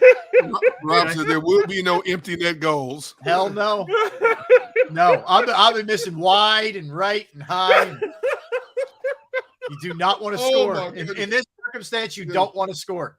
Yes. Oh my goodness. Dude, that's the line of the day, man. Woo, that is that's the line of the day. Oh my God. You can't pull that a made goalie. my day, man. Oh my goodness. Don't pull the goalie. All right. So we'll Keep that in mind, kids. All right, so Eagles. Here's a segue for you. Let's get it back to the Eagles, as somebody used to say. OTAs today. OTAs, and they're only going to have 6. Do you guys find this interesting? They're having one today. I don't think anything tomorrow, and then back at it on Thursday, right? Tomorrow's Wednesday. So they're going to have 6 altogether. You can have up to 10. And this is sort of the way that Sirianni's done it. You guys know. You guys were down at camp last year, just like I was. He did not run what you would call a grueling camp as far as that goes. But I will say this. They did pretty well injury-wise, knock on wood. Right. So it's hard to really fault him, but he believes in real hard work for a real contained, finite period of time, but he does not drag it out. So he's only going to do 6. Should he do more? Dude, with the volume of injuries across the board in the league, and I go back to the players of the early 2000s. When I talked to them in recent years, they said, man, and Barrett has said this also, your body needs time to harden up to get ready for the collisions that they're going to have on a weekly basis. And I don't care how much you train with a personal trainer during the off season, these so-called, these flag football OTAs and mini camps they have now, you got to have some serious practice time. The injuries are ridiculous across the board. Achilles injuries are up like never before. ACL injuries are up like never before. MCLs, PCL injuries are up like higher than ever before. And at some point, I understand the players, got this in their latest collective bargaining agreement. They're talking about preserving their bodies. But you're not preserving your body if you can't play. And I don't understand how they feel they're ready for the rigors of a 17-game season with the way they go about their business nowadays. Because, Barrett, when you and I, we've been out of practice, the first thing we say, wait a minute, that's it? That's right. it? They're done? And you expect to get ready for a season like that? How do they get in shape for a season? Exactly. It's a difference between running and lifting and doing drills than to go out there and trying to push and pull and move a 300-pound man. You can't get yourself in shape doing that unless you're doing that. That's the difference when going out, and having a guy be ready to be hit and not be hit, man. Because your body gets used to being sore. Your body has to get used to that. Your body has to get used to, almost breaking something in order to feel like, all right, my body, I can take it to this level and go past this level because I've felt this way. They don't do that. So evidently it worked. They made it to the playoffs. They had, the least amount of injury I've seen in the past 3 or 4 years. So I guess there is some credence to, what he's doing, but right. I don't know, man. I mean, I can remember back in the day, guys would use, like when I first got in the league, I would talk to guys like Guy McIntyre who played with, Jerry Rice and those guys. The Niners back in the day, when they were winning championships. Yeah. Yep. Then I, would talk to Riley McKenzie, one of the original Hogs. And they said that, guys would come in smoking cigarettes. Those are different athletes back then. Oh, yeah. They smoked cigarettes at halftime, stuff like that. But they said that they would use training camp to get in shape. They wouldn't even run. They used training camp to get in shape. Mm-hmm. And that's the difference between these athletes these days and there, because back in those days, guys would go get them a job after the season was over with. Maybe selling cars or doing construction or something like that. They weren't full-time football players. Now, people are full-time football players, so you work out. You don't go to an extra job. You come in shape, as opposed to you trying to get yourself and build your body to get in shape. I wonder, Barrett, though, like there's no doubt you look at these guys, they look like Adonises. Like there's no question compared to what back in the day. Jordan Mailata. Yeah, it's unreal. But I don't know. Are you better off just like having a cooling off period for a couple of months like they used to back in the day? Because they had to go work a regular job where they couldn't be with a physical trainer 24/7 like these guys are. Like I don't know if that just takes more stress, puts more stress on your joints and some other things where we're seeing some injuries because they're going all year round. You know what I'm saying? Like, I know it sounds counterintuitive. You would think, man, be in the best shape you can be in when you show up at camp. Are you almost better off chilling for a while where these guys maybe don't as much anymore? Well, they're making my whole theory, making me a liar because it worked for them. Yeah. It No, worked. look, I hear you. And it did work for the Eagles last year. There's no question about it. I'm trying to think, other than Brandon Brooks we love Brandon Brooks, but he had been breaking down. That wasn't really a shock that he ended up getting hurt. I'm just trying to think of the other, like Lane stepped away voluntarily.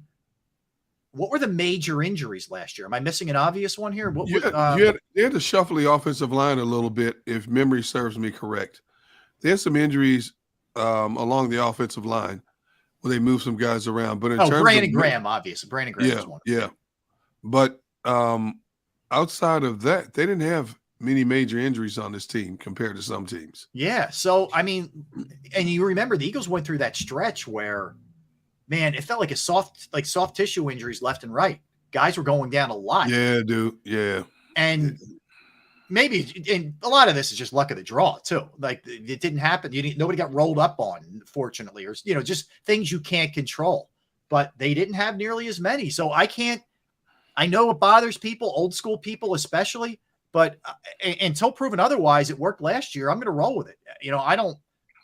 I'm with you guys where I wonder, are they going to be really ready? Are they going to be tackling well week one? But I see that around the league where they're not tackling well week one. It's not just no.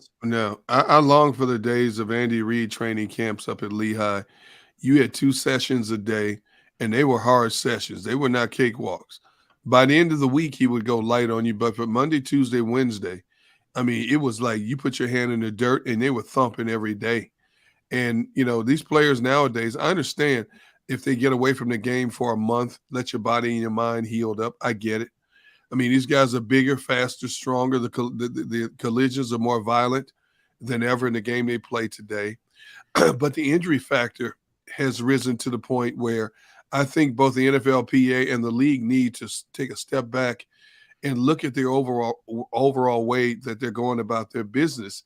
Mm-hmm. Because outside of the quarterback, who's basically untouchable, it's open season on everybody else across the board in the NFL. Yeah.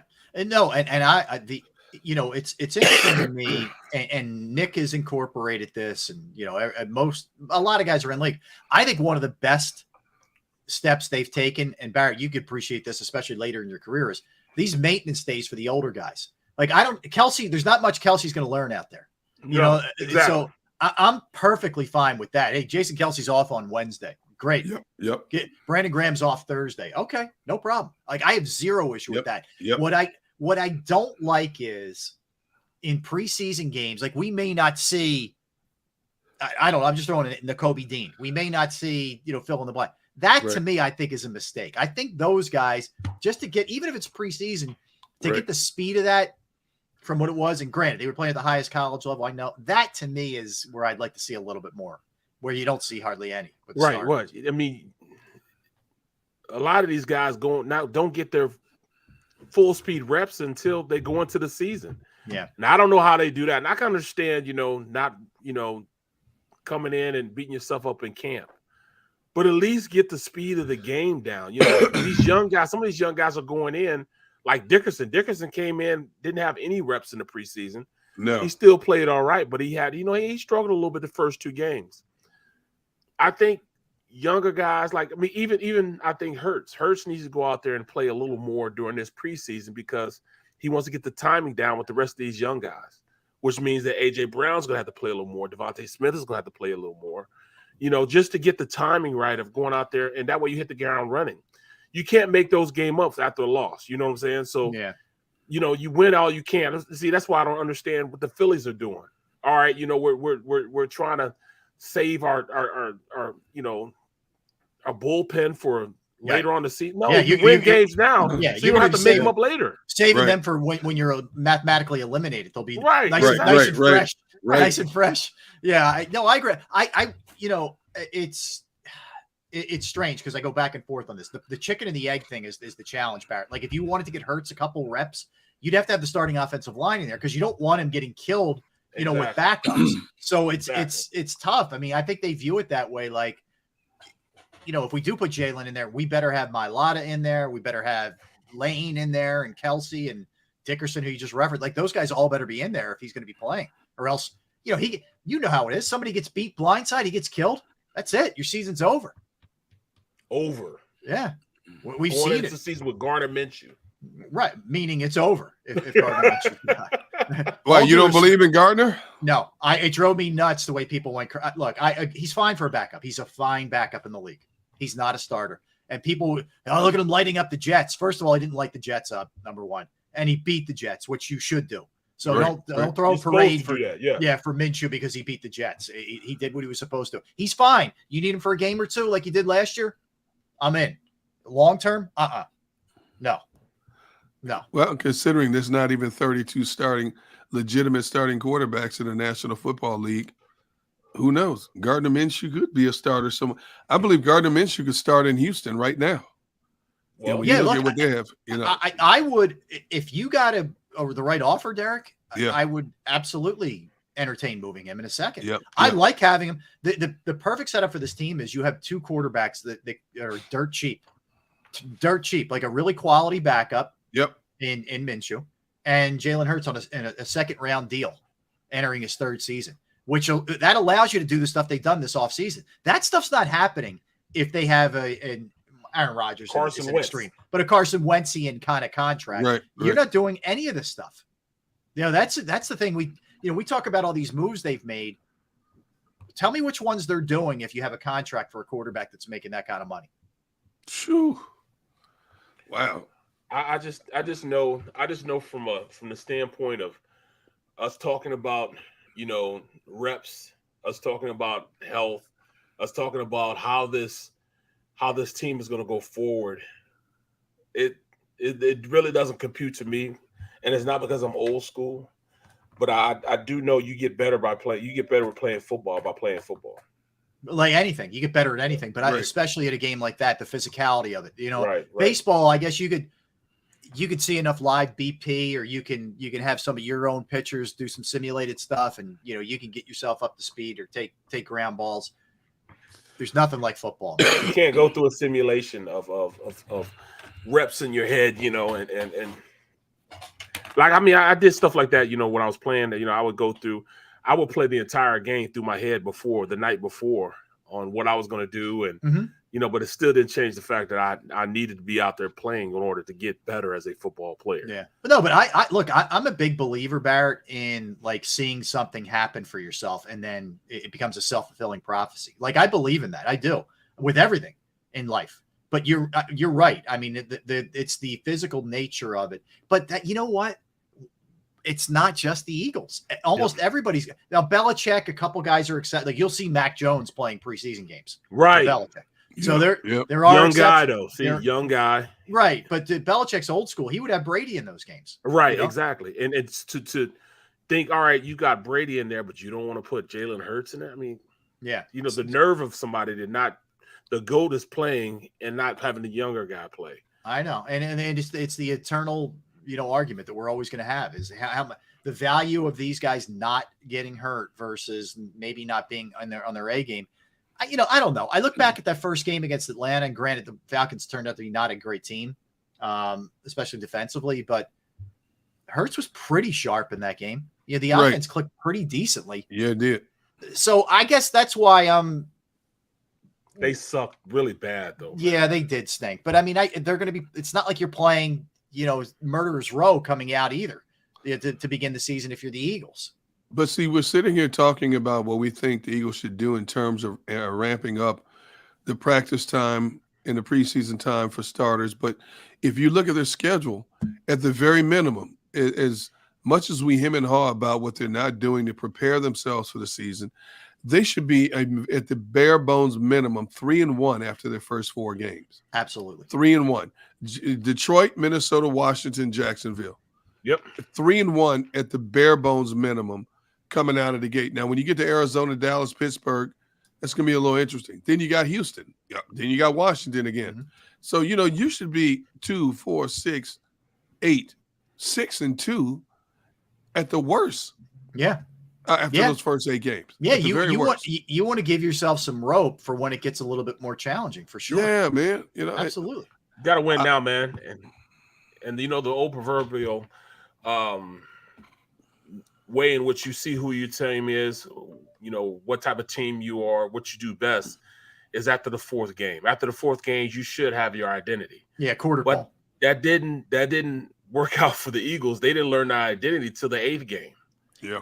So they made a bunch of stuff they got going on. Just it's just almost counter what you would think from a regular NFL team and how No, you're right. How things go about being an NFL team. Well, let me throw this out. It's a sad note, but Jeff Gladney, you guys remember the D-back who played at TCU with Jalen Reagor? He passed away in a car accident over the weekend. This is the second guy that a second close friend of Reagor that he's lost in the last 2 years. He lost one last year before the season and another one.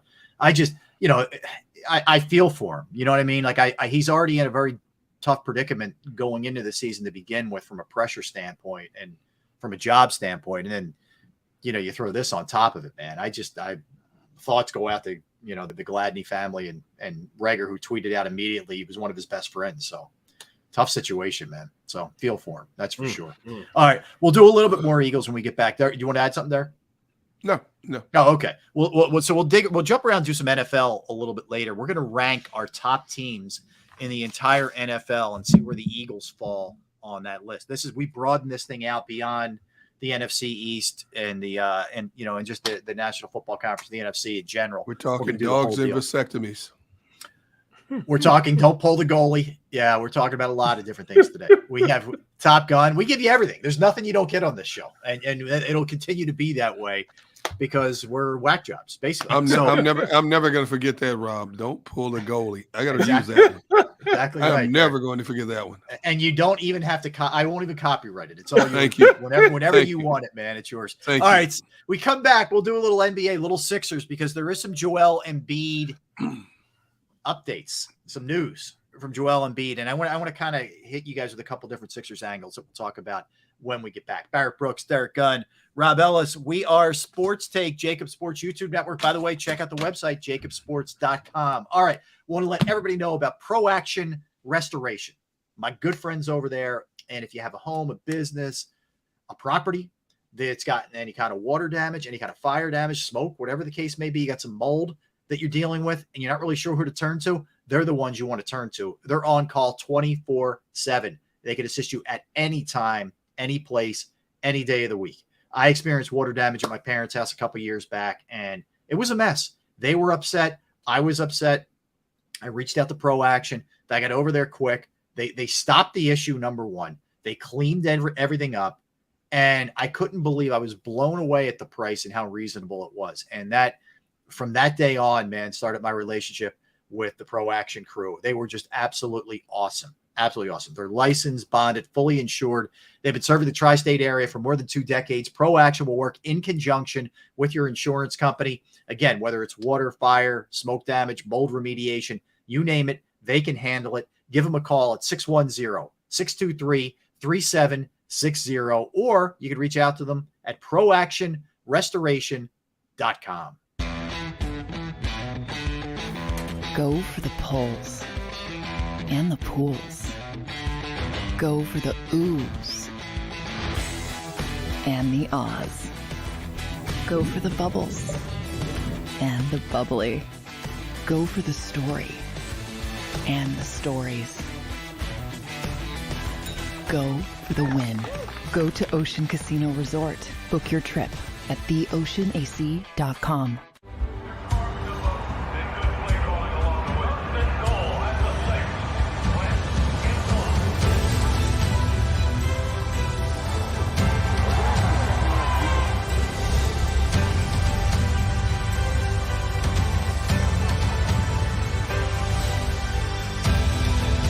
Field of life, First Trust Bank is there for you. Champions on 3. 1, 2, 3. Because Philadelphia dreams deserve a Philadelphia bank. At Stateside Vodka, every new customer gets the world's best rocks glass, free. You're telling me that bottle is cut in half? You could say that.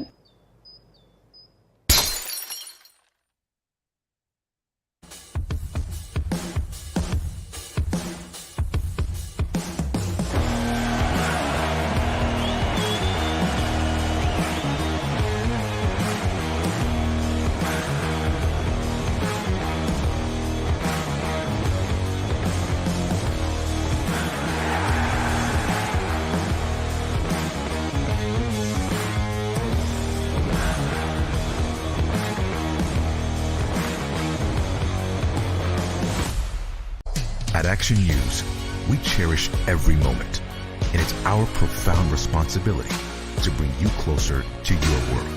Never miss a moment. Trust the people at Action News. All right, did you know I was the mommy slam dunk champion? Really? Yes, really, don't sound so surprised. Let's see it. Oh, you're ready. All right, here we go. Let's hear the crowd. So go to right, I go to left, fake a mama. Mama, go up, mama!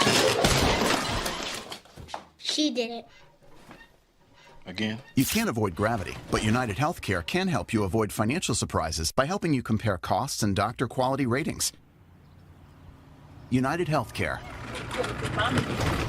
Uh-huh. Go for the midnight dares. Go for the game. Go for the hits. Go for the fans. Go for the win.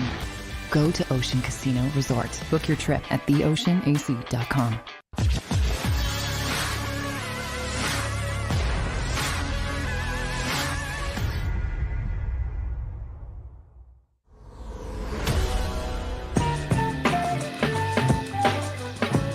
Ba-da-da-da. Welcome back, everybody. Sports Take. Barrett Brooks, Derek Gunn, Rob Ellis. We are here each and every Monday through Friday, 12 p.m. Eastern to 3 p.m. JAKIB Sports YouTube Network. And again, go jakibsports.com. All kinds of great content on there. And it's another way to link up to the show. So just tell a friend, smash the like button.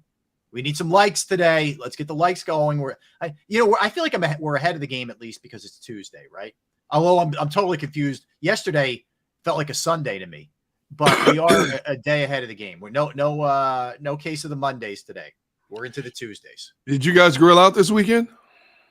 I did. I did dogs and burgers. Basically. Okay. Basics. Okay. Now you guys must have went nuts, right? I'm assuming you guys went crazy. Nah?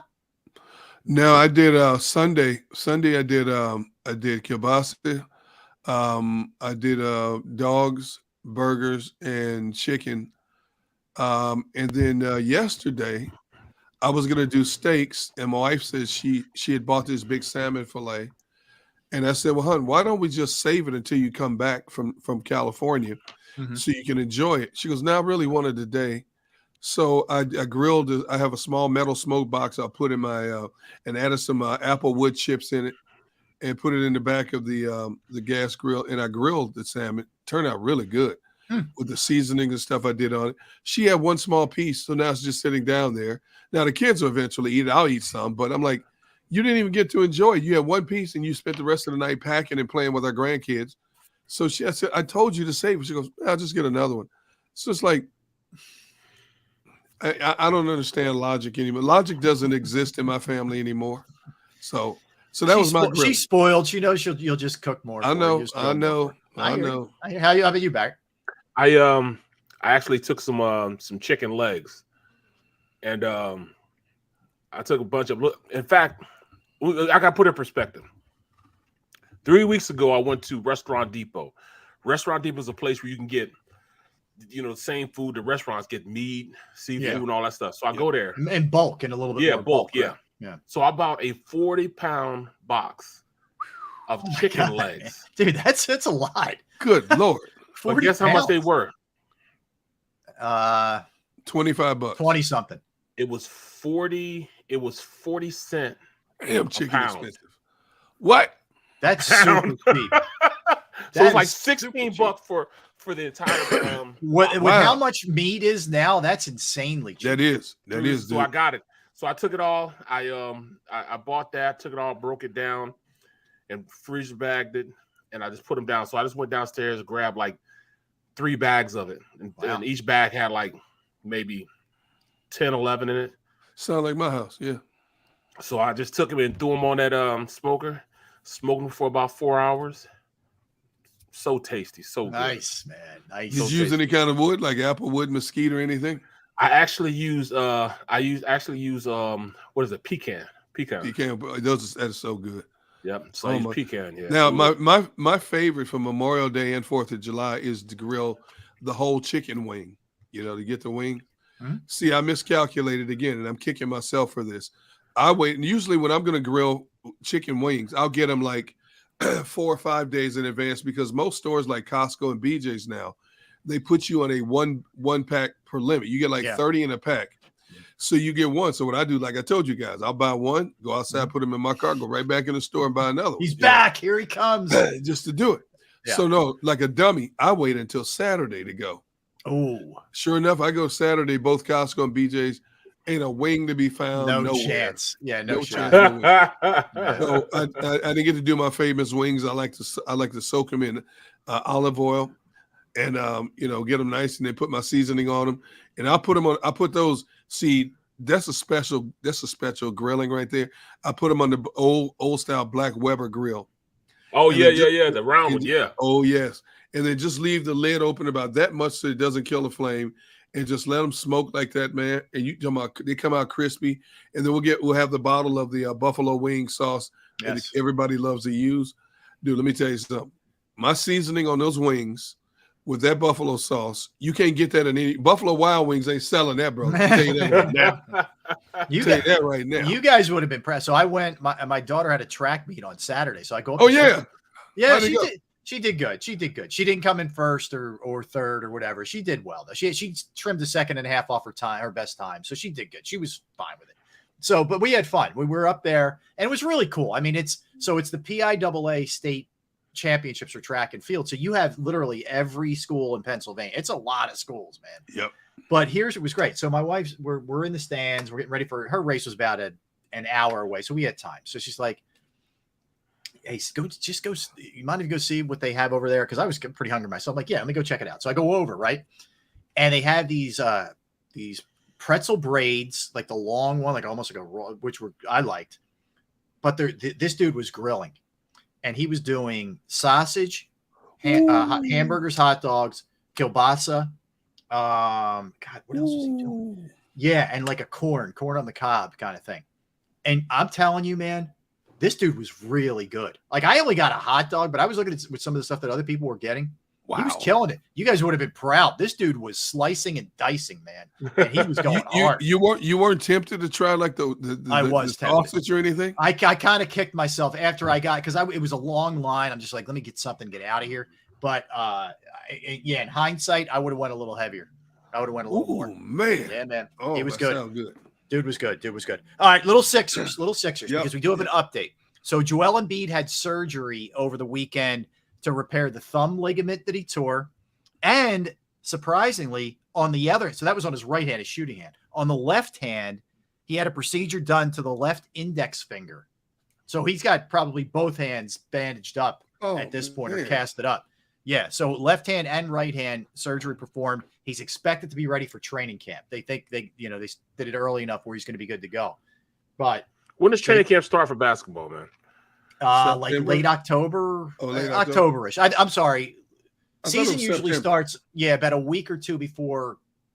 It used to start on Halloween. It's a little earlier now. I would say like late September, early October, in that range. So, I mean, we're June almost, July, August, September. So about 4 months he's got, somewhere around there in that neighborhood. So now, he's what about so at this point,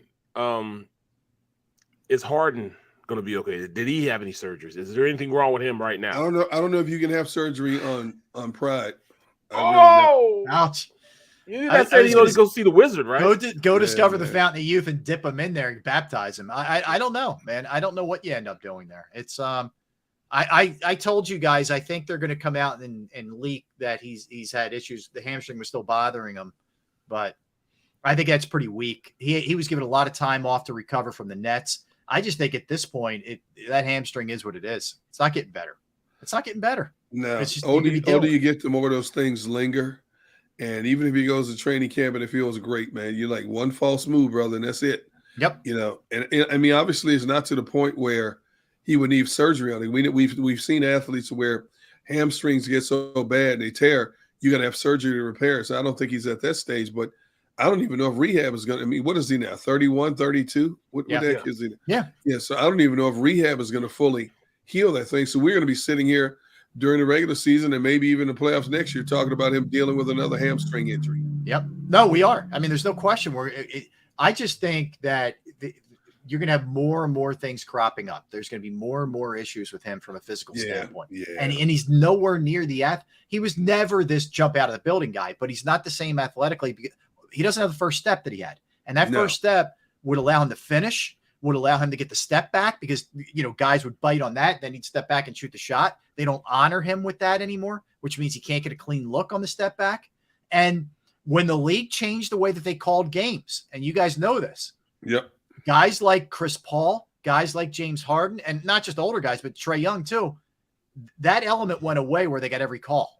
And he's not getting every call now. And you see it. And he, Barry, you talked about, he flops around every single time he goes to the rack, not even trying to score.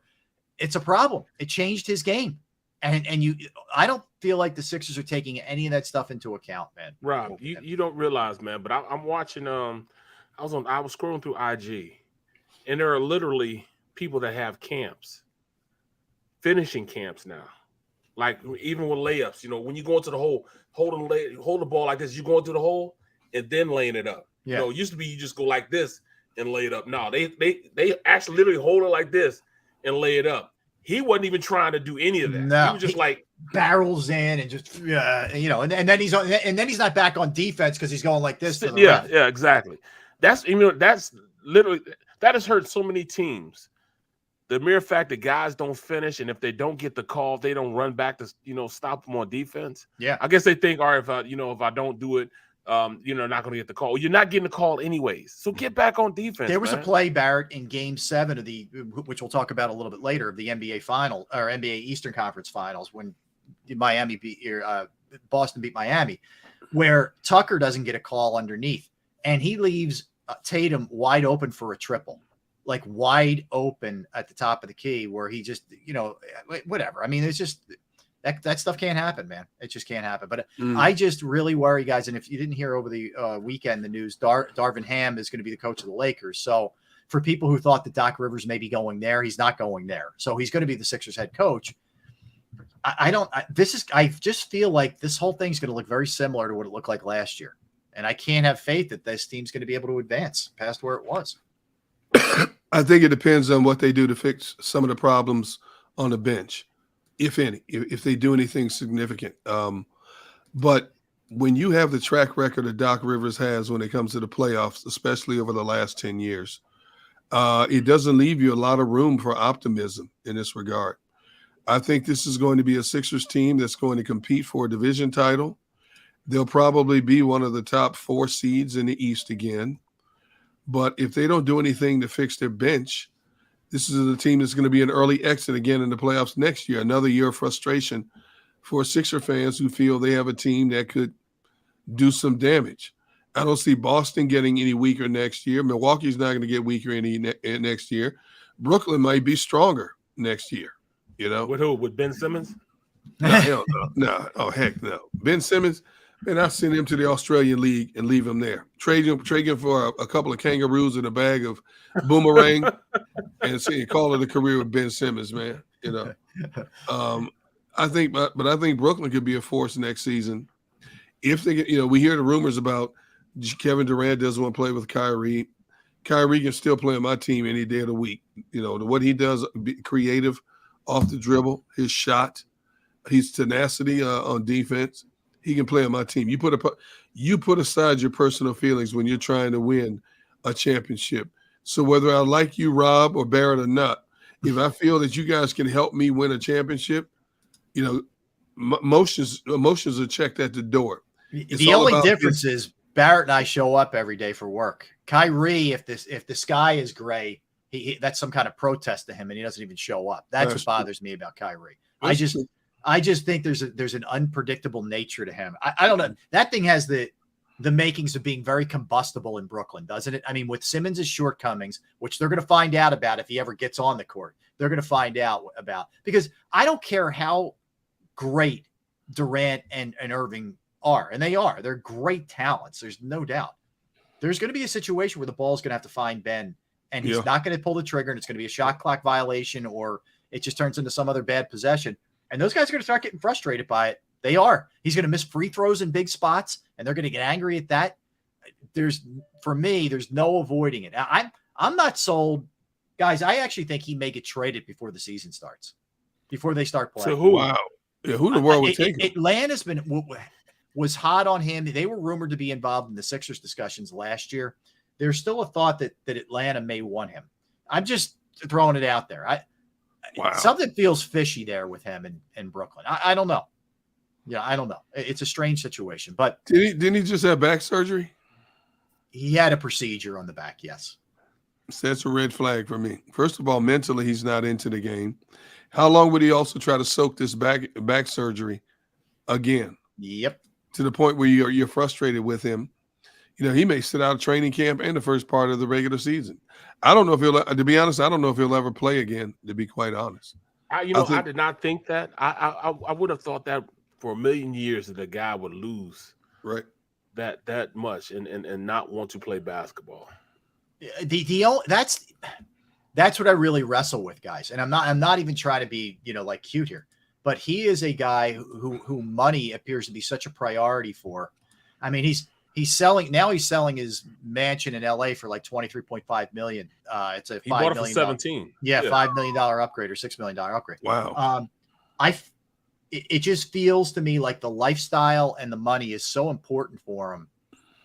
Unless he's going to continue to go down this road of faking injury or whatever, talking about injuries. I don't know.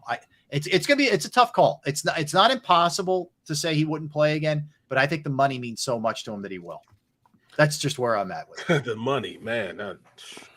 I don't think it's love of the game. I don't think it's love of his team. I don't think it's love of his teammates. I think he likes the shine that goes with it, and that's the money and everything else. I don't think it's the money. I think he likes the roar of the crowd.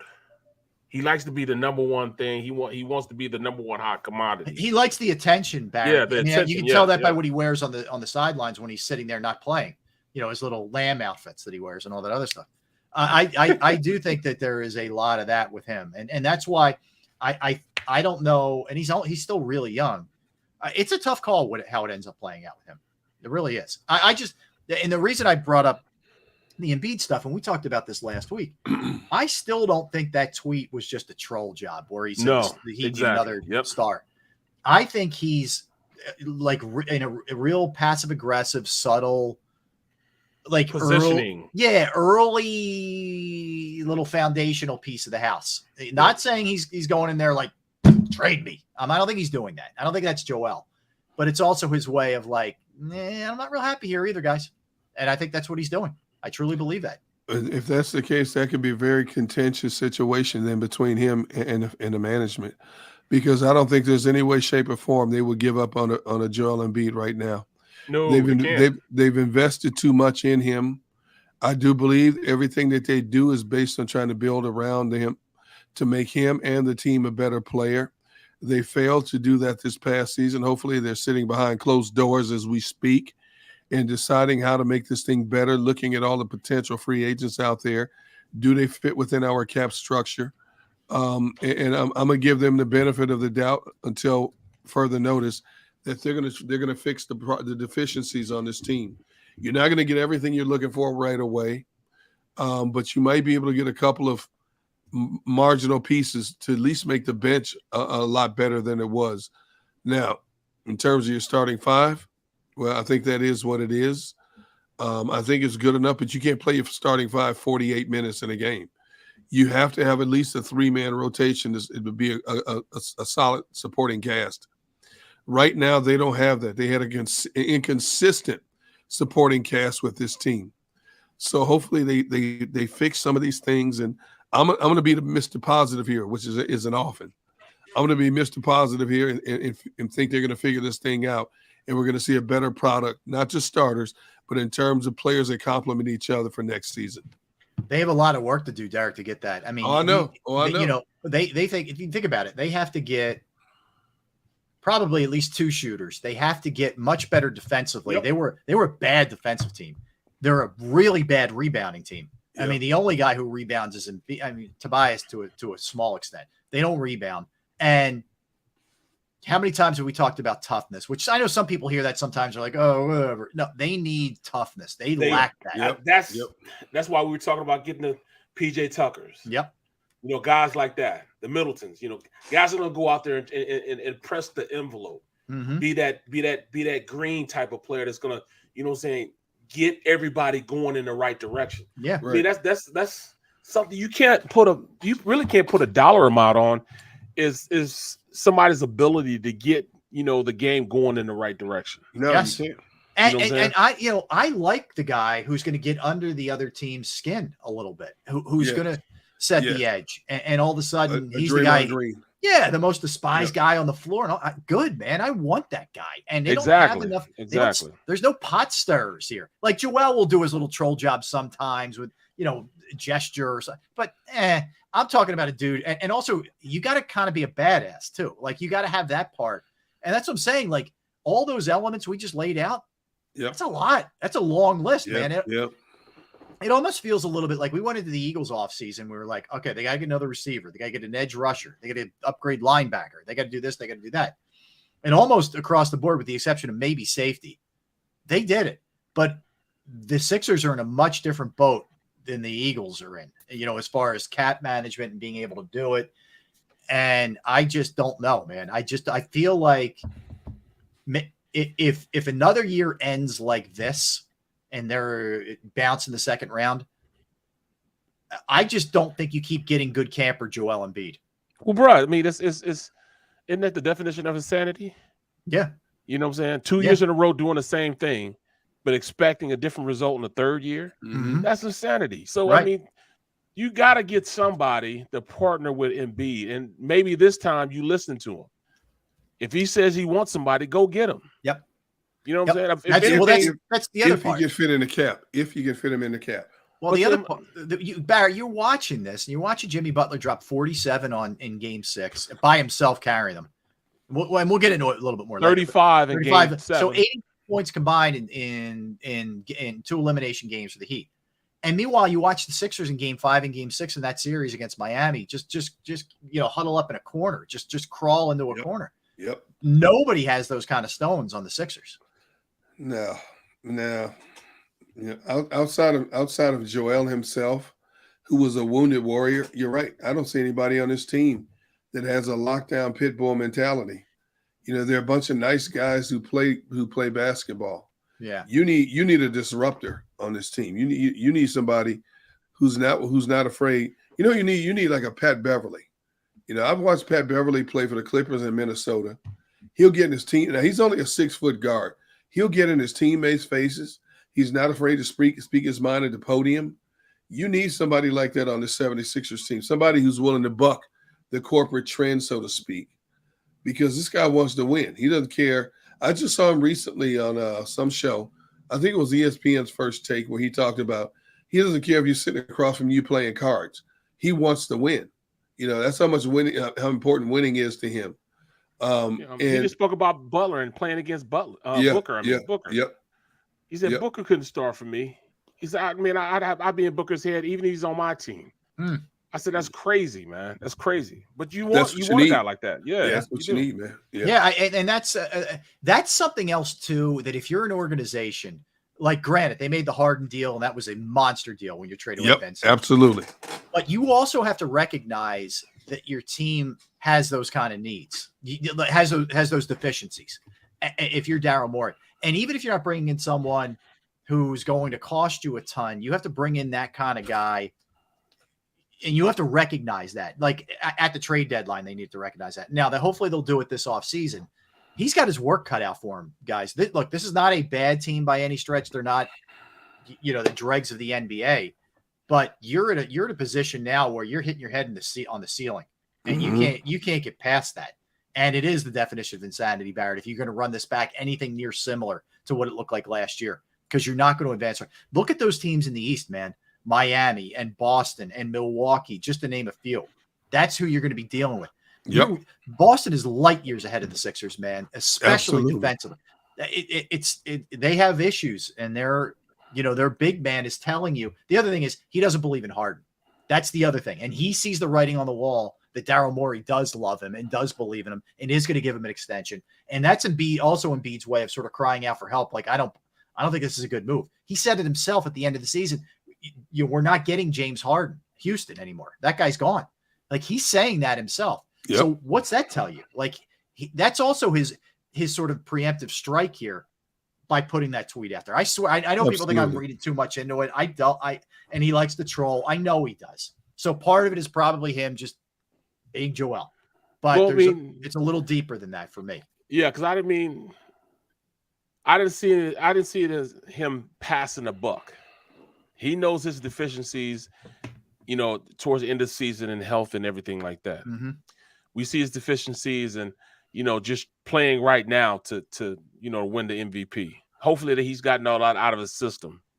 You know what I'm saying? And now he just wants to win just to win.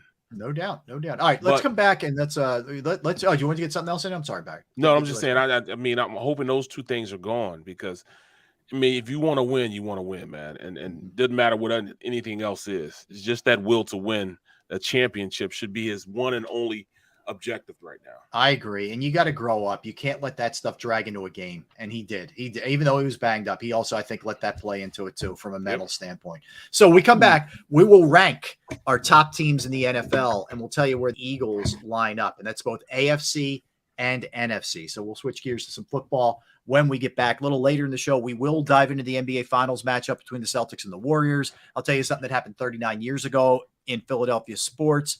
We'll get into a little Gabe Kapler, and Fox has made it official who the number one team is now that Buck and Aikman are gone. We will get into that also. That'll be coming up at 2:30. But we come back, top teams in the NFL. Barrett Brooks, Derek Gunn, Rob Ellis. We are Sports Take, JAKIB Sports YouTube Network. Go for the polls and the pools. Go for the oohs and the ahs. Go for the bubbles and the bubbly. Go for the story and the stories.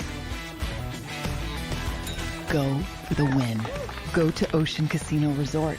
Book your trip at theoceanac.com.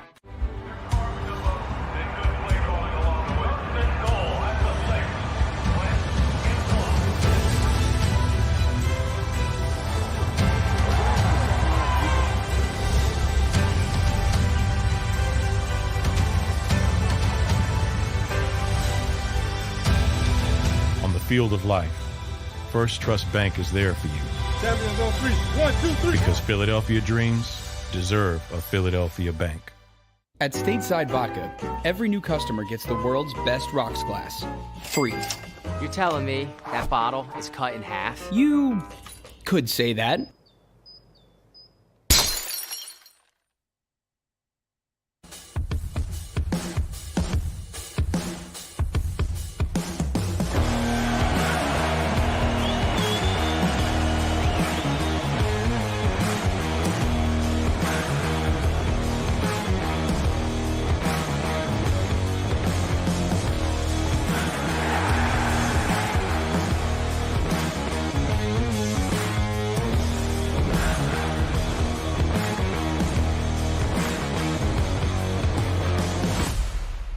At Action News, we cherish every moment, and it's our profound responsibility to bring you closer to your world. Never miss a moment. Trust the people at Action News. All right, did you know I was the mommy slam dunk champion? Really? Yes, really, don't sound so surprised. Let's see it. Oh, you're ready. All right, here we go. Let's hear the crowd. So go to right, I go to left, fake a mom. Mama go up, mama! She did it.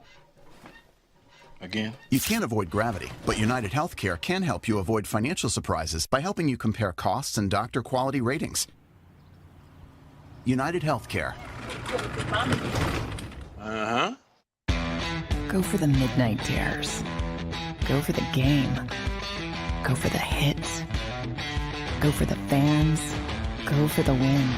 Go to Ocean Casino Resort. Book your trip at theoceanac.com.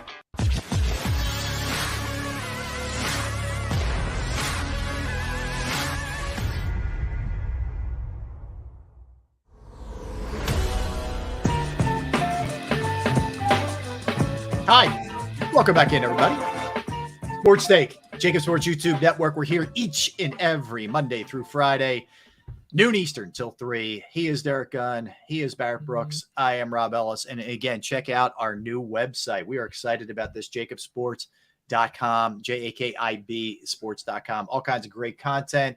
And you can link up to the show as well. There it is, JAKIBsports.com, and smash that like button as well. All right. So I thought this would be a fun exercise for us guys. I was looking at it today, and at first I'm looking at the Eagles, and I'm trying to figure out, all right, where do they fall in the pecking order in the NFC? But I'm like, you know what? Let's broaden this thing, man. Let's look at the entire league. And you start taking a lot of things into account when you do it. Like the first thing I take into account is, all right, well, who are the Super Bowl champs? Okay, then, obviously it's the Rams. But then you're saying to yourself, all right, we know the challenge in repeating, and it's been since the Patriots of the 04 or 05, I think was the last time somebody repeated. It's been a long time since somebody repeated. So then you're saying to yourself, okay, who sneezes like that? Bless you. I saw a shot.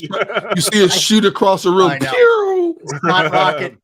Sorry, everybody. Excuse me. So, I'm thinking to myself, all right, how hard is it to repeat? What have they lost? And they did a pretty good job, I have to say. They lost Von Miller, but a pretty decent job of, recouping, talent. Anyway, so then you start, all right, well, who's next? Is it as simple as the team that they played in the Super Bowl? Is it the Bengals? Or do they just get on a little bit of a run there? And then you start saying, well, what about a team like Buffalo? And then am I ignoring the NFC? I'm just walking you through all my thought processes here. And you start looking at the NFC, and I say, well, the Packers lost a lot of firepower, but they still have Rodgers. You start jumping around at some of the other teams. And, it's kind of funny to look at all this and trying to figure out what's what, man. But I tell you, and tell me if you guys think I'm crazy. The team I kept getting back to is the Bills. The Bills, to me, are the team that I can't quite escape and say, I feel like this is finally like they've lost in some really weird ways, some sort of fluky playoff sort of stuff last year, for sure jumps to mind. They're kind of where I landed as my team to beat, as crazy as that may sound with some of the other teams with it, Big Red still doing his thing and all that.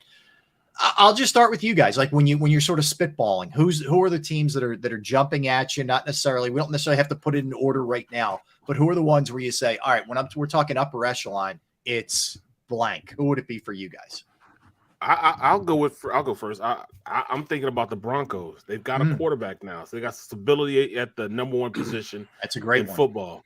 So you already have a defense. A defense has been ranked in the top, 5 past couple years. I see them as a team that, that they'll be better than 7-10 that they were last year. I think they'll be one of the upper echelon teams simply with the addition of Russell Wilson. So that, to me, that's a team you're going to have to look out for. That's a good one. And I thought of them too, Barrett. And, you almost have to discount everything that went down the last few years with them. They've been this like eternal search for a quarterback, and they finally got it, man. Was it like 7 years? Yeah, ever since Peyton Manning's, they kind of limped to the, they won a Super Bowl on the back of their defense because Peyton was cooked. But that was the last time they really had a name for a quarterback, for sure. I don't know. Another team you have to think about is the Bengals. That young quarterback, that top-notch receiving core. They made the defense better. They made their offensive line better. That's huge. They got better in all the right, spots for that team to take it to the next level, which is the next level of Super Bowl, right? Yeah, the offensive line to me is the key, because I know he's young, I know he's tough and all that, but Burrow's already been through one nasty knee injury, and he got beat up a lot last year. Survived it, but he got beat up a lot. That's not going to continue.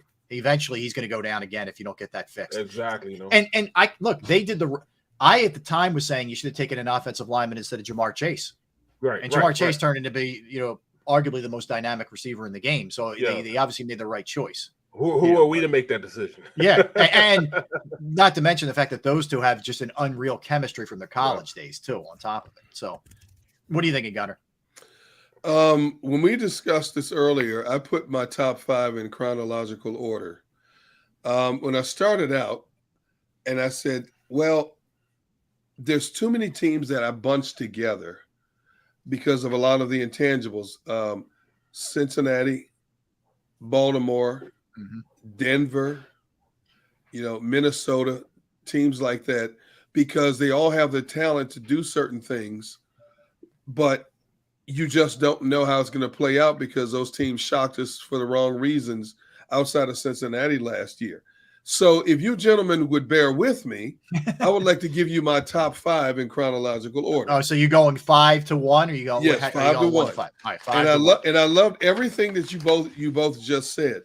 So when push came to shove, I put Green Bay at number 5. Green Bay at 5. Green Bay at number 5, and here's why. They had a top 10 defense already. They went out and added 2 Georgia players with their first 2 picks in the first round for defense, D tackle and linebacker. They have arguably the best secondary in the game today across the board. When you look at their starting secondary, you still have the reigning MVP at quarterback, and Green Bay goes and adds this receiver that runs a 4.35 from North Dakota State. Yeah, now I've talked and Christian Watson. And then they added another receiver round later, and they also added Sammy Watkins in free agency, who I think his better days are behind him. But if anybody can bring out that extra something in a Sammy Watkins, it's an Aaron Rodgers. So when I look at this team overall, did they lose a lot with Devontae Adams? Yes. But one thing Green Bay has been very good at through the years is finding these no-name receivers and turning them into Pro Bowlers. Now, granted, you had Brett Favre and Aaron Rodgers, 2 Hall of Famers, throwing the football to them. But I picked Green Bay at number 5 because of those reasons. My number 4 team is Tampa Bay. Now, the Tampa Bay lost both starting guards this past offseason. But as we've been on this show, it was just announced, they added Akeem Hicks at defensive tackle, which means that Ndamukong Suh is now coming back. Tampa Bay averaged 30 points a game last year. Mike Evans is coming back. Chris Godwin's coming back off that ACL tear. They got a great tight end. Tampa Bay has everything that you need to do to be a pain in the butt. Now, yes, Tom Brady's 45 years old, but Tom Brady is playing like no other 45-year-old we have ever seen in the history of this game. And Tom Brady, I guarantee, will still be in the top 5 in total passing yards again in 2022. My number 3 team is the Rams. The Rams, they lost. Odell is still out there. For all we know, he could go back with the Rams. He's just laying low for now. Yep. But they still have Matthew Stafford, who I can't believe I'm saying that. They still have Aaron Donald. They still have Jalen Ramsey. And they have a receiver who led the NFL in receiving yards in Cooper Kupp. And oh, by the way, they went out and added Allen Robinson. And they added Bobby Wagner to anchor that stout defense as it is. Now, defending as a Super Bowl champion is tough, but the Rams are loaded. And I love Sean McVay as a coach. His creativity on offense, the way his guys play for him, they've gotten past his guys, basically as young as some of the guys still playing the game, and he led them to a Super Bowl. My number 2 team will be Kansas City. As long as Patrick Mahomes stays healthy, yes, they lost Tyreek Hill, yes, they lost Tyrann Mathieu, but Andy Reid went out and got Marcus Valdez-Scantling, they got Juju Smith-Schuster to try to fill the void. They got a safety in Justin Reed to fill the spot for Tyrann Mathieu, and Justin Reed, I believe, will stay a lot healthier than Tyrann will. And because of Eric Bieniemy's creativity in the offense, I still think that Kansas City is a team to beat in the AFC. Correction, the second team to beat in the AFC. My number 1 overall team, Rob, you mentioned it earlier, is the Buffalo Bills. When you look at what the Buffalo Bills have done in the last couple of years, they have found ways to shoot themselves in the foot in the playoffs. But as that old saying goes, you have to learn how to win before you can win in the NFL. Now, 2 straight seasons, Buffalo has found a way to lose games they could have won. Josh Allen, to me, is one of the best young arms in the game today. They added Von Miller, although I would not have given Von Miller $45 million. A lot of money. That's a lot of money for a guy at his age. But they drafted a kid, Khair Elam, at cornerback, who I think is a really good cornerback. They also added tight end O.J. Howard. O.J. Howard got lost in the shuffle behind Gronkowski, down in Tampa. Add him to Knox. That's a good combo. Absolutely. Absolutely. And then in the second round of this year's draft, they picked up running back James Cook, who was the younger brother of Dalvin Cook. Now, a Sean McDermott defense is going to give you fits all day. You're going to have to go take an ice bath when you play a Sean McDermott defense. And I think this is the year somehow, some way, Buffalo finds a way to get over the hump. They get home field advantage. Kansas City has to come to their house. And I think Buffalo finally gets back to the Super Bowl. When I looked at teams like the Chargers, I love Justin Herbert, but the Chargers are the epitome of a team that finds a way to choke in big games. I love the addition of Russell Wilson in Denver, but I'm not totally sold on Denver's defense. I think Denver is loaded on offense. I really do. I didn't even mention the Raiders. You know, Derek Carr has his old buddy Devontae Adams back. They got, Hunter Renfro playing wide receiver for him. Josh McDaniel is the new Josh coach. McDaniel's the new coach. Very creative mind. Got Josh, the running back, Josh, I forget his last name. Yeah, from Alabama. Yeah, yep. They got him, but their defense always blows a big game. Well, I don't know. They went and got a DN there. A big time DN. Was it Chandler Jones? Chandler Jones. And they have Crosby. The team him up Chandler with Jones and Crosby. Yeah, that's a pretty I nasty agree. one too. Yep. But until further notice, to me, Vegas finds a way to lose the big games. Vegas and the Chargers every year have the potential to shock the world, and basically they shock us by not going any farther than they do. So that's my top five in that particular order. Where did you? I don't know if you did this or not, Derek, but where would the Eagles fall in the hierarchy overall for you? I would put the Eagles at about 10. Yeah, I think 9-10 is about the range. I would put the Eagles at 10. I can't put them in front of Cincinnati. I cannot put them in front of a healthy Baltimore. Remember, Baltimore lost its top 3 running backs last year, which was crazy. I can't put them ahead of Baltimore because of Baltimore's defense, and because I'm going in with Baltimore's going to be healthier on offense because they've got their running backs coming back. I just could not put the Eagles in front of, who else did I have here? Arizona just yet. I couldn't put them in front of Arizona. In San Francisco, I'm not a big Jimmy Garoppolo fan, but I'm a huge fan of San Francisco's defense. Even though the Eagles almost rallied and beat San Francisco, I still think San Francisco is a rugged team. So when I look at that, the Eagles come in at number 10. I have them neck and neck with Dallas. I think the Eagles on paper are a little better than Dallas, but the one advantage Dallas has is the quarterback in Dak Prescott, over Jalen Hurts right now. But so I put the Eagles right at about 10 because of all those intangibles. Yeah, there's also like a category of boomer bust kind of teams, right? Like, yeah. I'm still not sure what New England is. I would put them in that, but they're not going to bust. Right. But I don't know if they're going to be a really good team. So I don't know exactly, what they are. I don't know what Cleveland's going to look like or when Deshaun Watson's going to play. So they're really hard to handicap. Like Pittsburgh's defense is great, but can I trust Trubisky / Pickett? Exactly. Probably not. Tennessee, we don't even talk about. They won 12 games last year. They were the number 1 overall seed out there. So, they're in sort of that mode of it needs to happen here with Tannehill and Vrabel, right? That needs to happen. So they're kind of in that, could go that way. Almost every team in the West, if excluding the Chiefs, who are already a lock, you're right with the Broncos and Russell Wilson, both of you guys, but the Raiders could certainly, vault forward. Absolutely. The Chargers could too. Dallas is a tough one to get a hold of. And then what's Arizona at this point? What are the 49ers? And there's a lot of like teetering kind of teams that could go woof or down. Yep. Well, we don't like to talk about the Washington Commanders, the Commandos, the Commies, whatever you want to call them. But I mean, realistically, looking at what they did in free agency, going out and getting, your boy, Wentzy. Oh yeah, your boy, man. He just, like it or not, he's gonna give you like hot fire, like for 6 games, and then he's gonna give you hot garbage for another 6 games.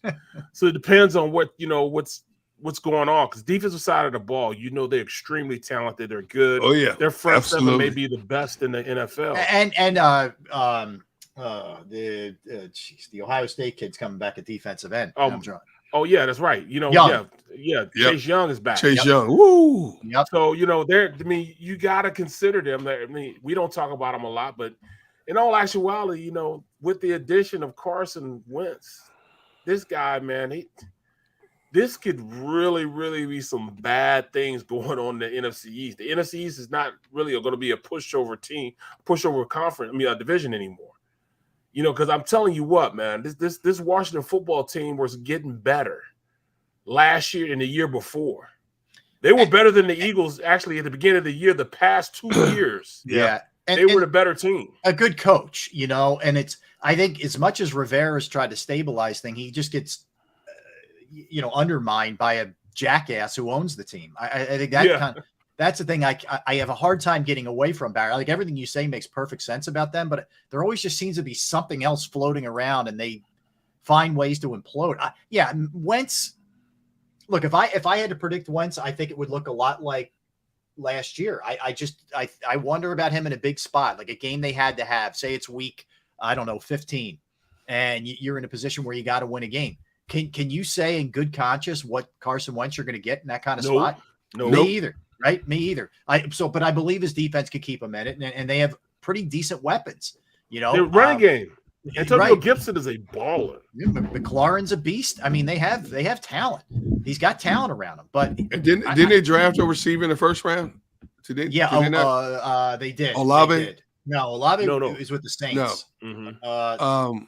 They took Dotson. The kid from Penn State, Jahan Dotson, who is phenomenal at tracking a deep ball, and Wentz still has a cannon. But yeah, I mean, look, they're one of those classic shock you or going to tailspin kind of teams, and the NFL's got a decent amount of those.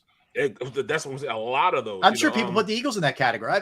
People are looking from the outside in, are looking at the Eagles and saying, had a pretty good draft, had a pretty good offseason, no doubt. Right.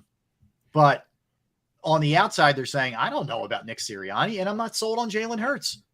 So same thing you said about the Vikings also. They got a great running game. They'll be back with that. Yeah. Quarterbacks, say like it or not, he's going to throw for 5,000 yards. Yeah. Another team that, nobody's really talking about is the Dolphins and all the money. There you go. Spent, you go. They did a lot. They did a lot this offseason. They want a return on their investment. Barrett, I can't get past Tua, man. I that's the thing that just holds me up every time. I'm not a believer. I don't think you need a guy with a cannon to really utilize Tyreek Hill. And Tua's a quick, underneath guy. AJ Brown would almost be perfect for Tua rather than Tyreek with his blazing speed. Plus, they got a new head coach down there. I never heard of this guy. You got a new head coach down in Miami. We don't know what he brings to the table. Yeah, as well. We know the Dolphins played hard for Brian Flores, and of course they jettisoned him out of there. We don't know what this guy, if he can get the job done, because Miami spent a lot of capital, free agency, try to improve that product down there. But Miami's one of these teams also that could upset the apple cart in a lot of ways, like a Washington. I think Carson Wentz is going to play desperate football this year. I think he's been embarrassed the last 2 seasons because all the negative connotations are out there about him from 2 different organizations now, that you can't work with him, you can't win with him, basically. I'm not saying it's going to make him play like an upper echelon quarterback in this league, because I think whatever happened to Carson since he's left here, from the latter stages of his tenure here to his 1 year in Indianapolis, has really messed up his overall game.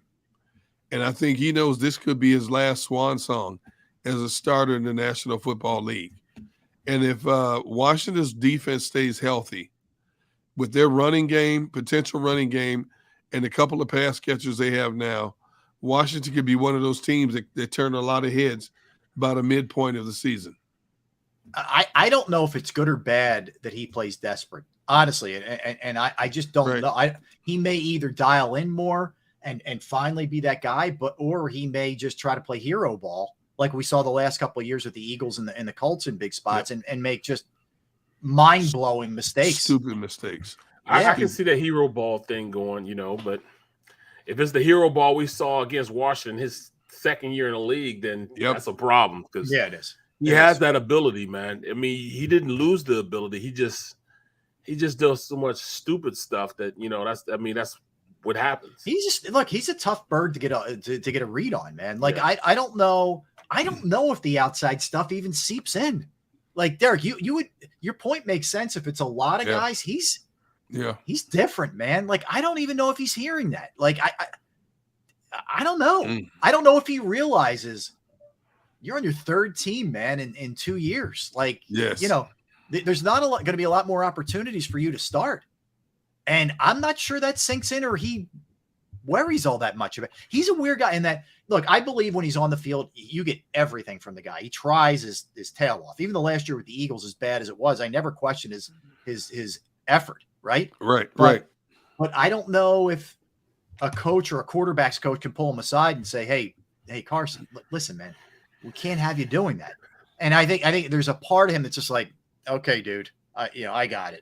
It is right there. You know what I mean? Right there. Yeah. There is part of that about him. I think if there's one person can get in his face and get his attention, it's Ron Rivera. Ron Rivera is a no-nonsense coach. Players play hard for him. You know, when he was in Carolina, since he's been in Washington, the results haven't been what he's wanted them to be. But Ron Rivera gets your attention. He's like one of those old school coaches. He can be your friend 1 minute, but he can also chew you out the next. And, and players respond to when he chews them out. Carson Wentz seems to have this thin exterior about him. Thin skin, and goes to a shell. Yep. That's not gonna work with Ron Rivera. It's his way or the highway down there. But Derek, only thing is, all right, you can repeat what you just said. Right. Instead of Rivera, put in Reich. And we said the same stuff. Yeah, we did. Foundation, good offensive line, maybe not the same weapons. Washington, I think, I would say has slightly better weapons, but you're right. All good, like a comfort level. He knew the system too. And you know what? Here's the weird thing. If you look at his numbers, they weren't awful last year. Like, if I'm not talking about the Jacksonville game, which was beyond a disgrace, but if you get to that point, you'd say he was playing okay football. But do you know, if you watched it, like, there were moments where you just said to yourself, it's just not there. Like, he ended up, guys, 27-7 touchdown interception ratio, 94.6 passer rating, 7 yards per completion, over 3,500 yards, 62.4 completion percentage. They're not bad numbers. Yeah, but he single-handedly cost him a playoff spot that last game. Right. No, Derek, I know. And that's why that's what I mean by, in a big spot, I can't trust that dude. Like, I cannot trust him. I agree. And Washington's offensive line has some issues as well. They lost some people too. Yeah. I mean, he has everything he needs to succeed down there, except for a stout offensive line. But if he gets his head on straight, if he's true to himself and humbles himself, takes a good long look at himself in the mirror and realizes, well, maybe the problem is me and not somebody else. Maybe that's the rejuvenation that he needs to try to get back to close to what he was in 2017. Yeah. I don't know if that's going to work. I don't know if he's even thinking that way at all, but that's the approach he should have. That two organizations within a span of 12 months gave up on you, dude. You were a high first-round draft pick when you came out of college. Now all of a sudden you're on your third team in 3 seasons. Okay? So somewhere along the line, you have to take a step back and analyze, what did you do to put yourself in this situation? Yeah. Hopefully he does, but everything that we hear about him after seasons over the last couple of seasons is contrary to that belief. Yeah. Yeah. Listen, I hear you. And then there's the teams like the 49ers, which they don't have any idea what they're going to do at quarterback. And no. So I can't figure out what that's going to look like. Is Trey Lance ready? If he is, okay, full bore. If he's not, is Garoppolo going to be healthy enough? And how is that going to look the second he throws a pick and he's looking over his shoulder? Right. I don't know. The answer is I don't know. There's a lot of talent there. There's a lot of good defensive players there. You still have Deebo Samuel. He's still there. But too many when you have these kind of questions at quarterback, like Washington does, like San Fran does, I think ultimately when you get deeper into this thing is where it catches up to you. And to their credit, San Fran won a playoff game on the road against Dallas with Garoppolo. I'm not saying it's impossible. Right. But if you're talking about winning a Super Bowl, I don't know. Green Bay's going to be really interesting to me, Derek. I know how great Rodgers is. Right. If they're not maybe clicking early offensively to see where's he at? Yeah. Especially with a rookie pass catcher as your primary target now. It takes a while to develop the type of chemistry that he had with Devontae Adams. You know, before Devontae Adams became who he was, it took a couple of years to get that kind of chemistry down. Now you're going to have this – you want this kid to come in on a flight as Christian Watson and hit the ground running. I mean, he's a big target, 6'5", runs a 4.3 40. So he has everything you could – he's like a Mike Evans type body, but a little faster than Mike Evans. And you're going to ask this kid to come in and be your number one receiver? Whew, that's a lot to ask. Now, Green Bay has a really good running game, really good offensive line. You have a future Hall of Famer quarterback. You can't overlook that. And their defensive backfield is tenacious, and they have depth as well there. Anytime a team like Green Bay signs Rasul Douglas to a new $21 million contract, what does that tell you in terms of what they think about him and how he fits that scheme? No question about it. No question. All right, let's step aside. We'll get a quickie here, and we come back. We'll do a little open talk. We'll jump around a little bit. NBA Finals are set. 39 years ago, something happened significant in Philadelphia. The Lakers make a hire. Gabe Kapler in the news, and the Fox #1 team for football is announced. We'll get everybody's take on that as well. Derek Gunn, Barrett Brooks, Rob Ellis. We are Sports Take, JAKIB Sports YouTube Network. Go for the polls and the pools. Go for the oohs and the ahs. Go for the bubbles and the bubbly. Go for the story and the stories. Go for the win. Go to Ocean Casino Resort. Book your trip at theoceanac.com.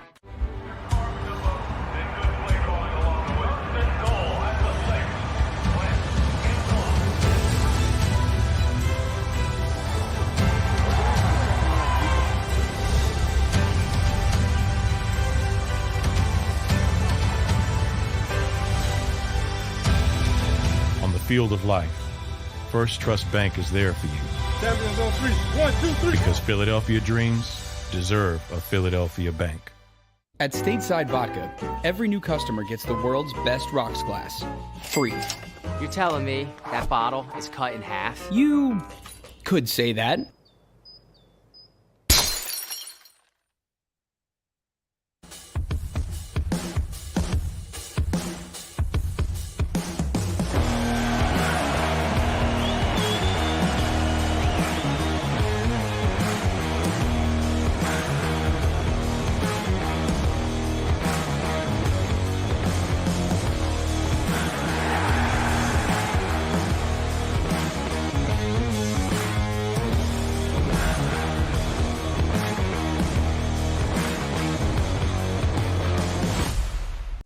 At Action News, we cherish every moment, and it's our profound responsibility to bring you closer to your world. Never miss a moment. Trust the people at Action News. All right, did you know I was the Mommy Slam Dunk Champion? Really? Yes, really, don't sound so surprised. Let's see it. Oh, you're ready. All right, here we go. Let's hear the crowd. So go to right, I go to left, fake 'em out. Mama, go up, mama! She did it. Again? You can't avoid gravity, but United Healthcare can help you avoid financial surprises by helping you compare costs and doctor quality ratings. United Healthcare. Uh-huh. Go for the midnight dares. Go for the game. Go for the hits. Go for the fans. Go for the win. Go to Ocean Casino Resort. Book your trip at theoceanac.com.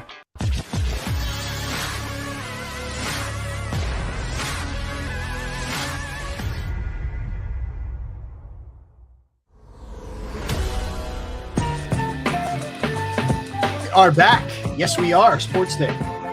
Along with D Gunn, B Brooks, R Ellis with you on this Tuesday. Remember, it's Tuesday. We always got to keep that in mind. It's not Monday. It is Tuesday here on Sports Take. All right, so guys, let's jump around a little bit. NBA Finals are set. Celtics and Warriors. That much we know, and that series will start on Thursday night by the Bay.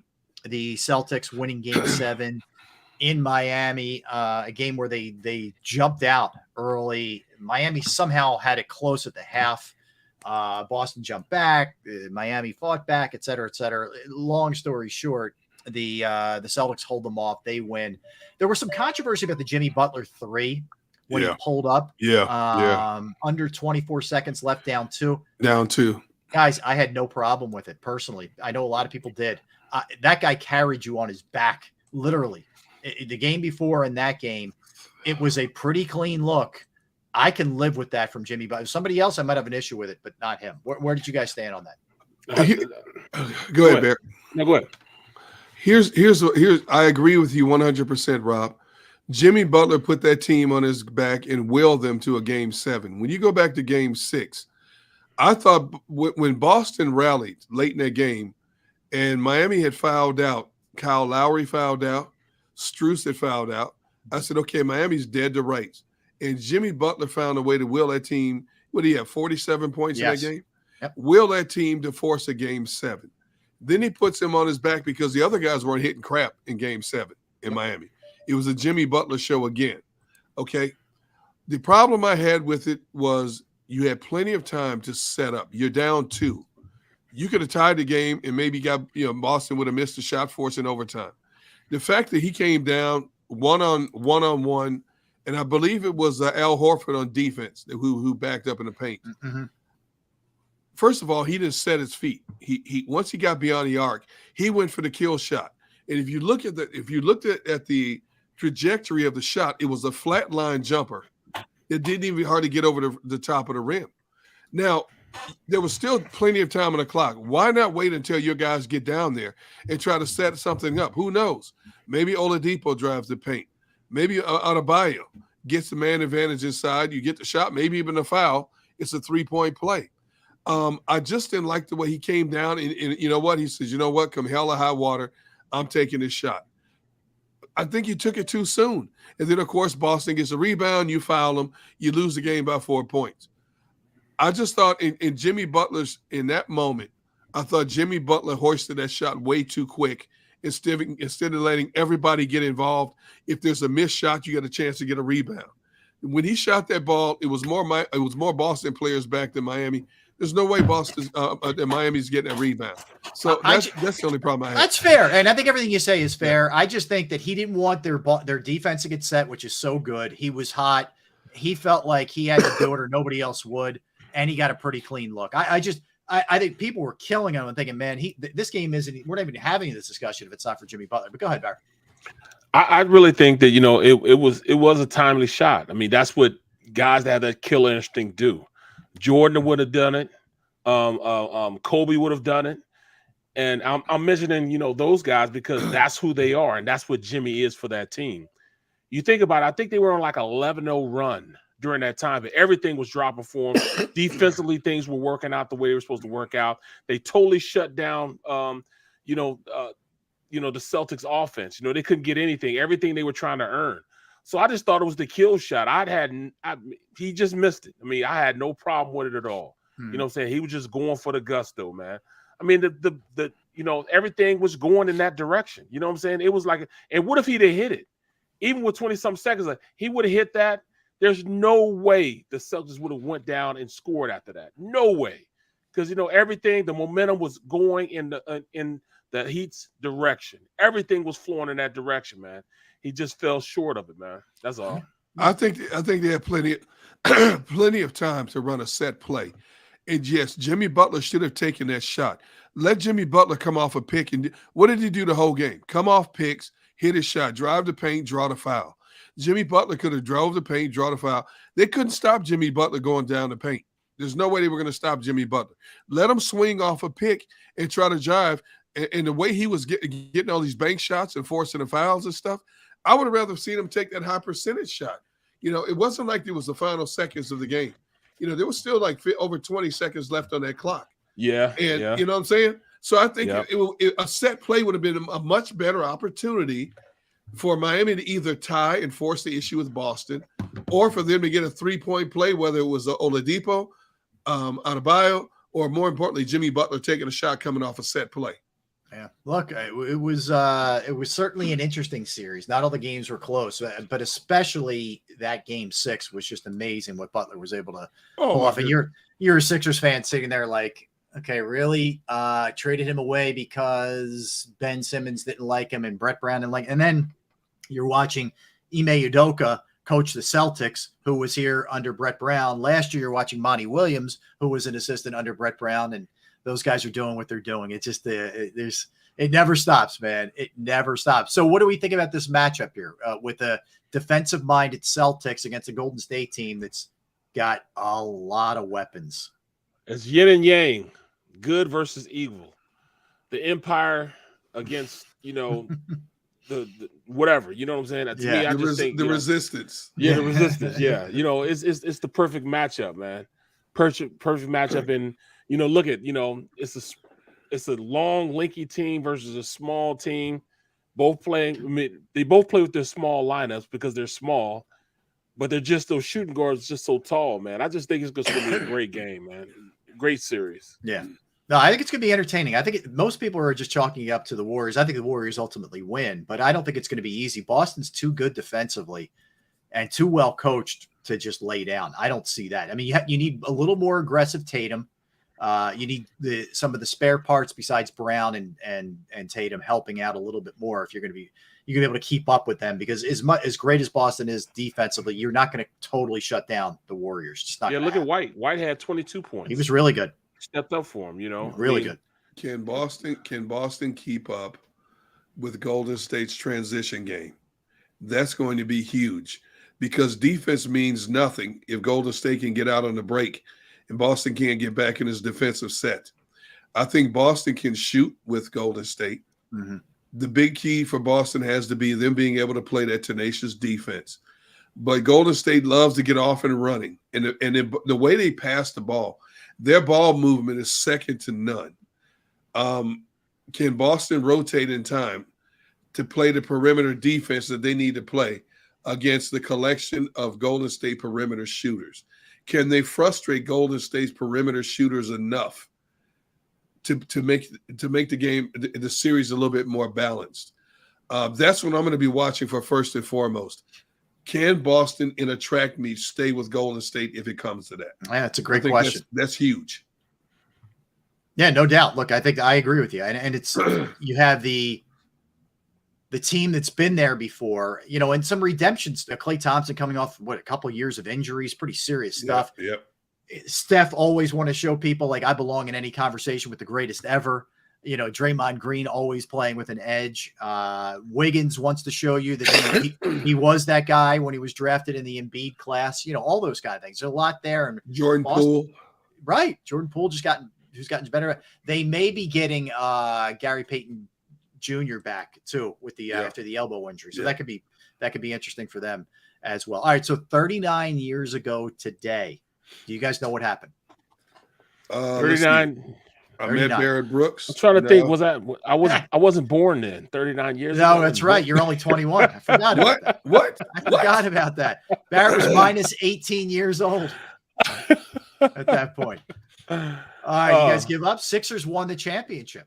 What? Wow. They swept the Lakers 39 years ago. Swept the Lakers out. Yeah, they went sweep the Knicks, beat the Bucks in 5. Sorry, Derek. Sweep out the Lakers. Yeah, I'm not. 4-5-4, as Moses would say, faux 5-4. He said initially before the playoffs started it's going to be faux, but they did lose one game. And in just pure dominating fashion. They just ripped through the entire league. The offseason, they made a move. They traded to get Moses Malone, which was a game changer. They were like this close, and they made the move that got over the hump because that was an all-star team. You think about it. Mo Cheeks is in the Hall of Fame. Moses in the Hall of Fame. Doc's in the Hall of Fame. Bobby Jones in the Hall of Fame. Andrew Toney would have been in the Hall of Fame had he not gotten hurt. That team should have won more than just one. Billy Cunningham, Hall of Fame coach and player. So they were loaded. Chuck Daly, one of the assistants on that team. So yeah, it was a pretty amazing. Actually, I think Chuck had just left to take over the Pistons job, but that was a great team. So that happened. I was at the parade. I went to the parade, which culminated at Veterans Stadium, believe it or not, is where they ended the parade. Veterans Stadium. Yeah, that's where they ended it. And it was pretty cool, man. Doc had finally won his NBA. He won 2 ABA titles before they merged. but he wanted to win one in the NBA, obviously. So that was 39 years ago. So who did you go? So who did you go to the parade with? I went with my dad and my two cousins and my buddy. So that was my crew. It was all. We ended up sneaking our way, believe it or not, into the Phillies dugout.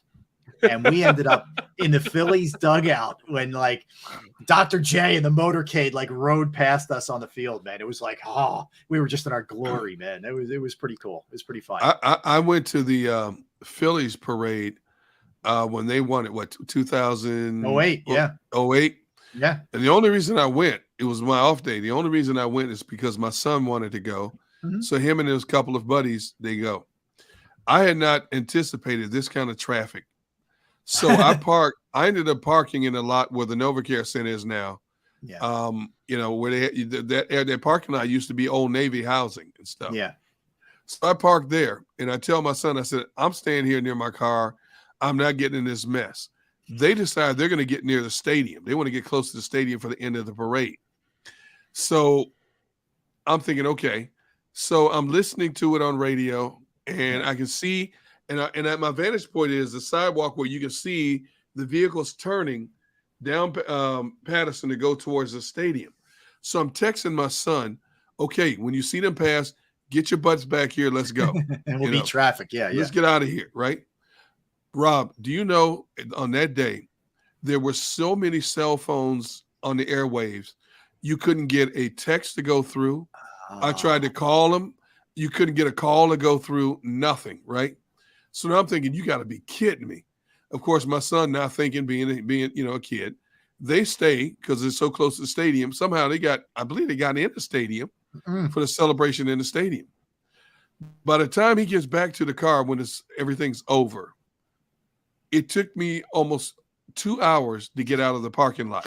Just to get out of the parking lot. Just to get out of the parking lot because the traffic flow coming back down Patterson this way to go over the Platte Bridge was backed up.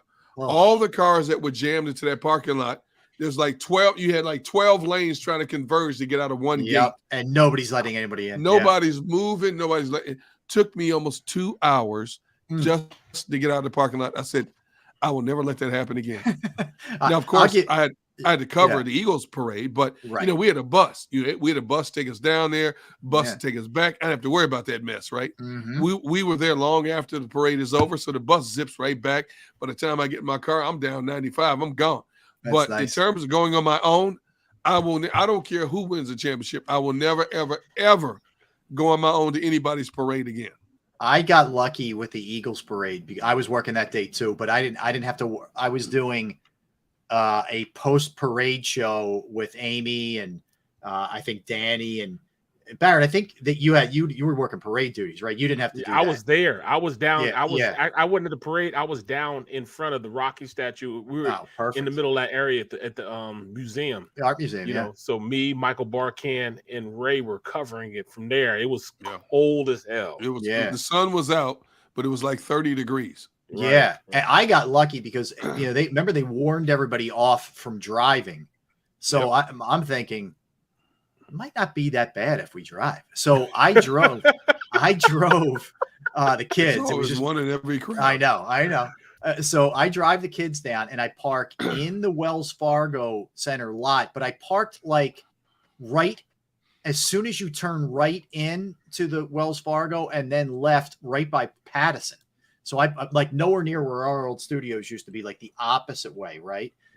So we park there, we hop out, we go right, and we're between where the L, like where SEPTA is, where Xfinity Live is. We're right in the middle on Patterson. So we got like the first stop that the bus made or the caravan made, and they hung with us for like 20 minutes because it was the first one. It was just so unique. So they go past us. I grab the kids, I truck them back home, and I get back and I just immediately turn right back around and drive back down. And I did fine. It could not have timed out better. It was like unbelievable. It was money. It was money. It was great. So that was pretty fun. Yeah. So I was there for that. For the Phillies parade, my parents took the kids. They had fun. They took SEPTA down there and they had a blast. They were little, but they had a lot of fun. I had to work. But no, it was awesome. All right. So a couple of odds and ends. I mentioned this. The Lakers hired Darvin Hamm, former Bucks assistant. You say you lose somebody, Derek, from your squad. He goes there, and no real surprise. It was between him and Terry Stotts and a couple other. The one name that kept being thrown out there was, would Doc Rivers go there? Would he go back to LA?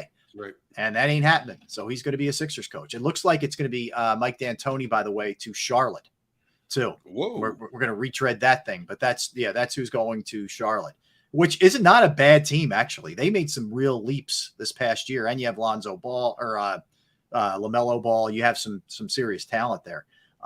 So that was interesting, but the only offshoot of that is, first of all, Hamm stepping into a really tough gig. The Laker team has problems. It's not going to be easy for him by any stretch. But Doc Rivers staying here is the big thing to come out of that. It's kind of I don't know. Who cares this kind of hiring? But it is the Lakers. I never understood why the Lakers gutted that team and went with a geriatric squad. They started hiring all these players over 30 years of age, and we're like, man, that's not going to work. And it turned out to be worse than we ever anticipated. In terms of Doc Rivers, I'm not surprised he's still there. The Sixers are not just going to let him leave just to leave. They're going to stay. They believe that Doc Rivers is the guy to coach this team. And whether we agree with it or not, we should have been prepared for that once they were eliminated from the playoffs. Mm-hmm. Doc Rivers is going to get one more shot to get this thing right. And Doc Rivers is going to take the brunt of this. Right. But if the Sixers still throw out that same trash they threw out last year, Doc Rivers is not going to do any better than he did this past season. You have to – now, if Doc Rivers fails to get past the second round with a better roster in 2022-23, okay, then you got to get another coach in here. Yeah. But if you give him basically the same lineup, what do you expect from him when you look at the teams he's got to combat in the East? Well, it's not going to happen. I mean, look, it's not going to happen. It is the top of the East is tough, and Milwaukee's going to come back gunning next year after the way this went. After they got eliminated, Brooklyn's a tough one to figure out. I don't know exactly, with all the egos, and I'm not sold on Steve Nash, by the way, as a coach. As great a player as he was, I'm not sold on him as a coach. So you just don't know about that either. And then of course there's Boston and there's Miami. So the East is going to be really, really tough. I had to retrace this a little bit. Oh, by the way, I was in two parades at the Super Bowls, Eagles, and then the one you actually played in too. I played in, yeah. But all right, walk us through that, back. Bro, we meet downtown, and we drive all the way. We get there, we ride it all the way downtown, and I am freezing. I mean, it's so cold out there. It had to have been like 7 degrees outside. It was. I mean, in fact, it was a heat wave when I thought about the way the Eagles were. And the same thing, they're throwing beers to us. We're drinking beers, but there's not as many people at this Steeler one than the Eagles one, which is crazy because I thought, like, man, look at all these people out here. I mean, that's not that many people in the state of Pennsylvania. Mm-hmm. But it was, but Philly was far greater than that, bro. I mean, it probably doubled what our parade was. But it was still the same hype and everything, man. It was just cold, man. That was like the coldest 2 hours that I experienced. I was ready to go home, get on the road, and get back to Philadelphia. And all that. Well, look, I mean, it was, for Pittsburgh, and look, as special as that was for you, and oh my God, it had to be special for them. It was kind of like, we've been here, we've been here before. For Philadelphia, it was 57 years of just heartbreak and bad football. It meant not only that, the city hadn't won anything in forever. Yeah. I mean, like, I know the Phillies won. I'm not saying that. I'm not discounting that. But, beyond that, the Sixers haven't won since 83 and the Flyers since 75. But football was the pinnacle. I can't tell you how many times I talk to, older folks. I'm never going to see a championship in my lifetime, again in my lifetime. And younger people, not saying I'm young, but people who are like my age were like, we're probably never going to see one in our life. Right. So it was a really big deal, to win that. It meant so much to the city, man. It was pretty cool. Yeah, I had a friend who said, when I was teasing him about it, say, you realize there were 12 Super Bowls in the NFC East and the Eagles had 0. And he said, you know what? He says, I don't care how many other teams have. I just want to see one in my lifetime, just one. That's it. And that's why supposedly over 5 million people showed up for this parade. Yeah. 5 million people. Yeah. Bro, I told you. That's the mantra. Double. Yeah. It was double what I had in Pittsburgh. Yeah. Double. It wasn't even close. You know what I'm saying? Yeah, it wasn't even absolutely. Close. I believe you, man. I believe you. That's for sure. All right. So I wanted to bounce this off you guys. This is not really breaking news. We knew it, but it's official now.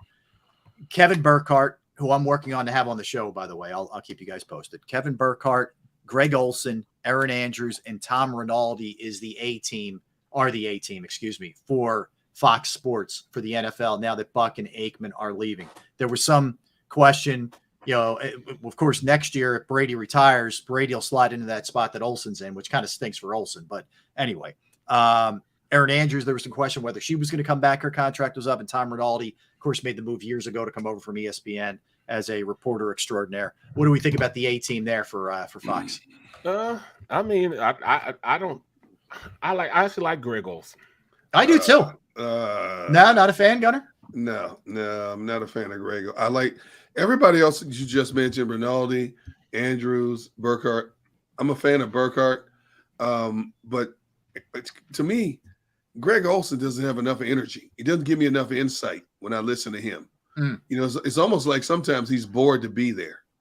Okay. You go from one extreme in a Tony Romo, who's sometimes too wordy. But when I listen to a Tony Romo, he's telling me something I missed on that play. And I'm like, oh, okay. And then I love how he anticipates the next play that a team's going to run.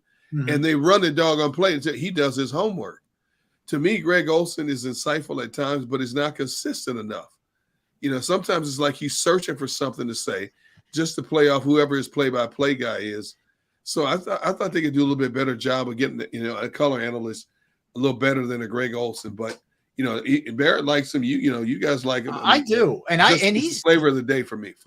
He hasn't been out that long either. Like I think he's learning the craft still. I mean, think about what did he play 2 years ago? It was last year's first year retired. No, he retired and then he was on TV the next year.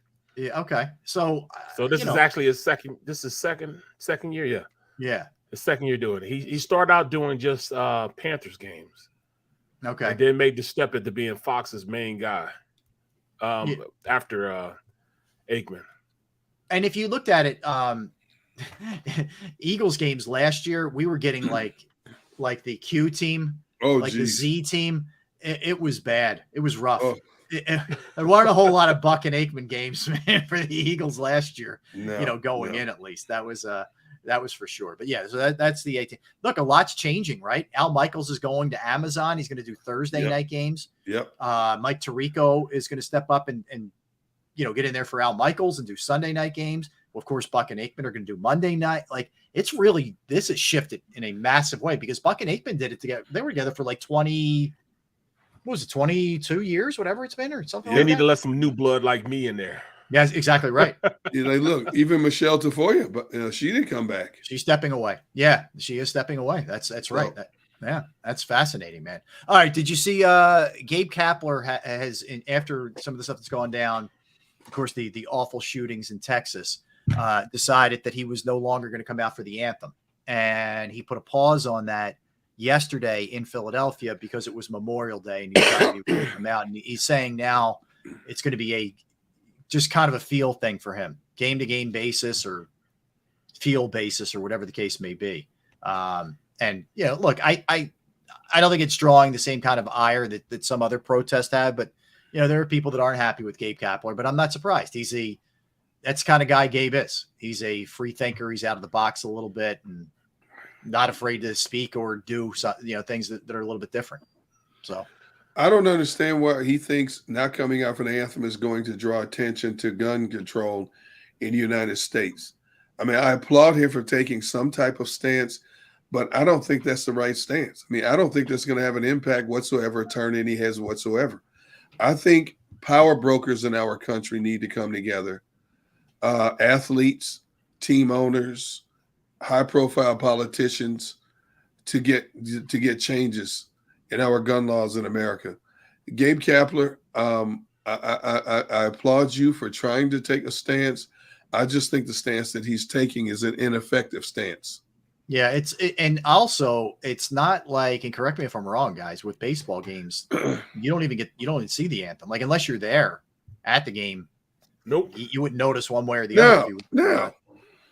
And some people think this is just Gabe trying to draw attention to himself. I'll give him the benefit of the doubt as far as that goes, but that's the thought of some people, that that's why he's doing it. That it's just basically, hey, look at, ironically enough, look at me. Well, not look at me. I'll be in the clubhouse when it all goes down. Who knows? But we'll see how that shakes out. I don't know. I don't know if it already sounds like he's maybe changing his stance a little bit. So I would guess you probably don't see him out there tonight or tomorrow night with the against the Phillies who are playing the Giants. And just on that, we'll circle it back to the Phillies for the last minute or so.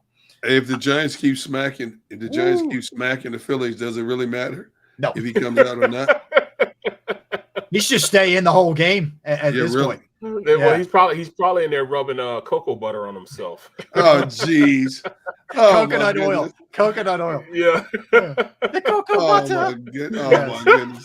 Yes. What is wrong with you, man? Oh my God. He's the one did it. I remember he said he eats the ice cream and spits it out.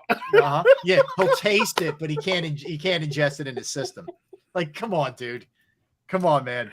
Enough. That's your boy, man. That is your boy, man. Hey, to each his own. I guess. Oh my God.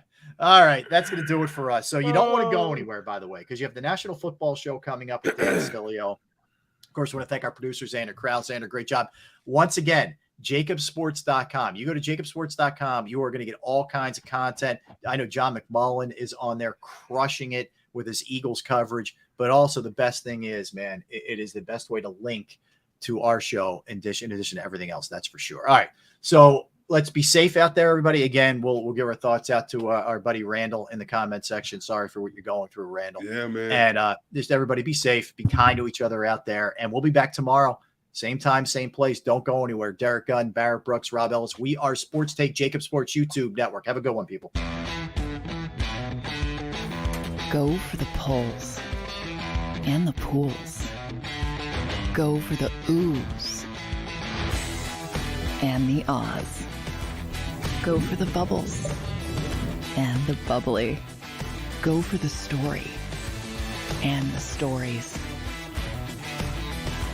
Go for the win. Go to Ocean Casino Resort. Book your trip at theoceanac.com.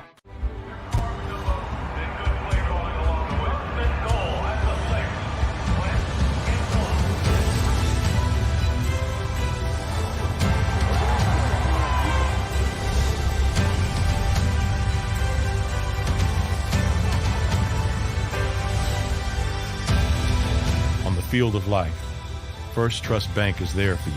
Champions on 3. 1, 2, 3. Because Philadelphia dreams deserve a Philadelphia bank. At Stateside Vodka, every new customer gets the world's best rocks glass, free. You're telling me that bottle is cut in half? You could say that.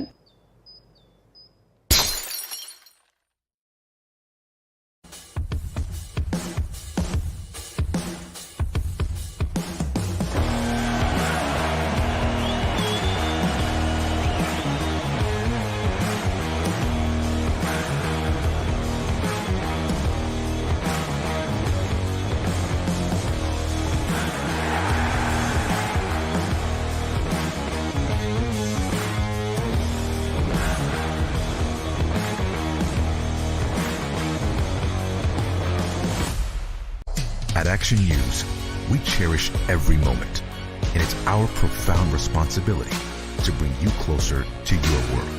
Never miss a moment. Trust the people at Action News. All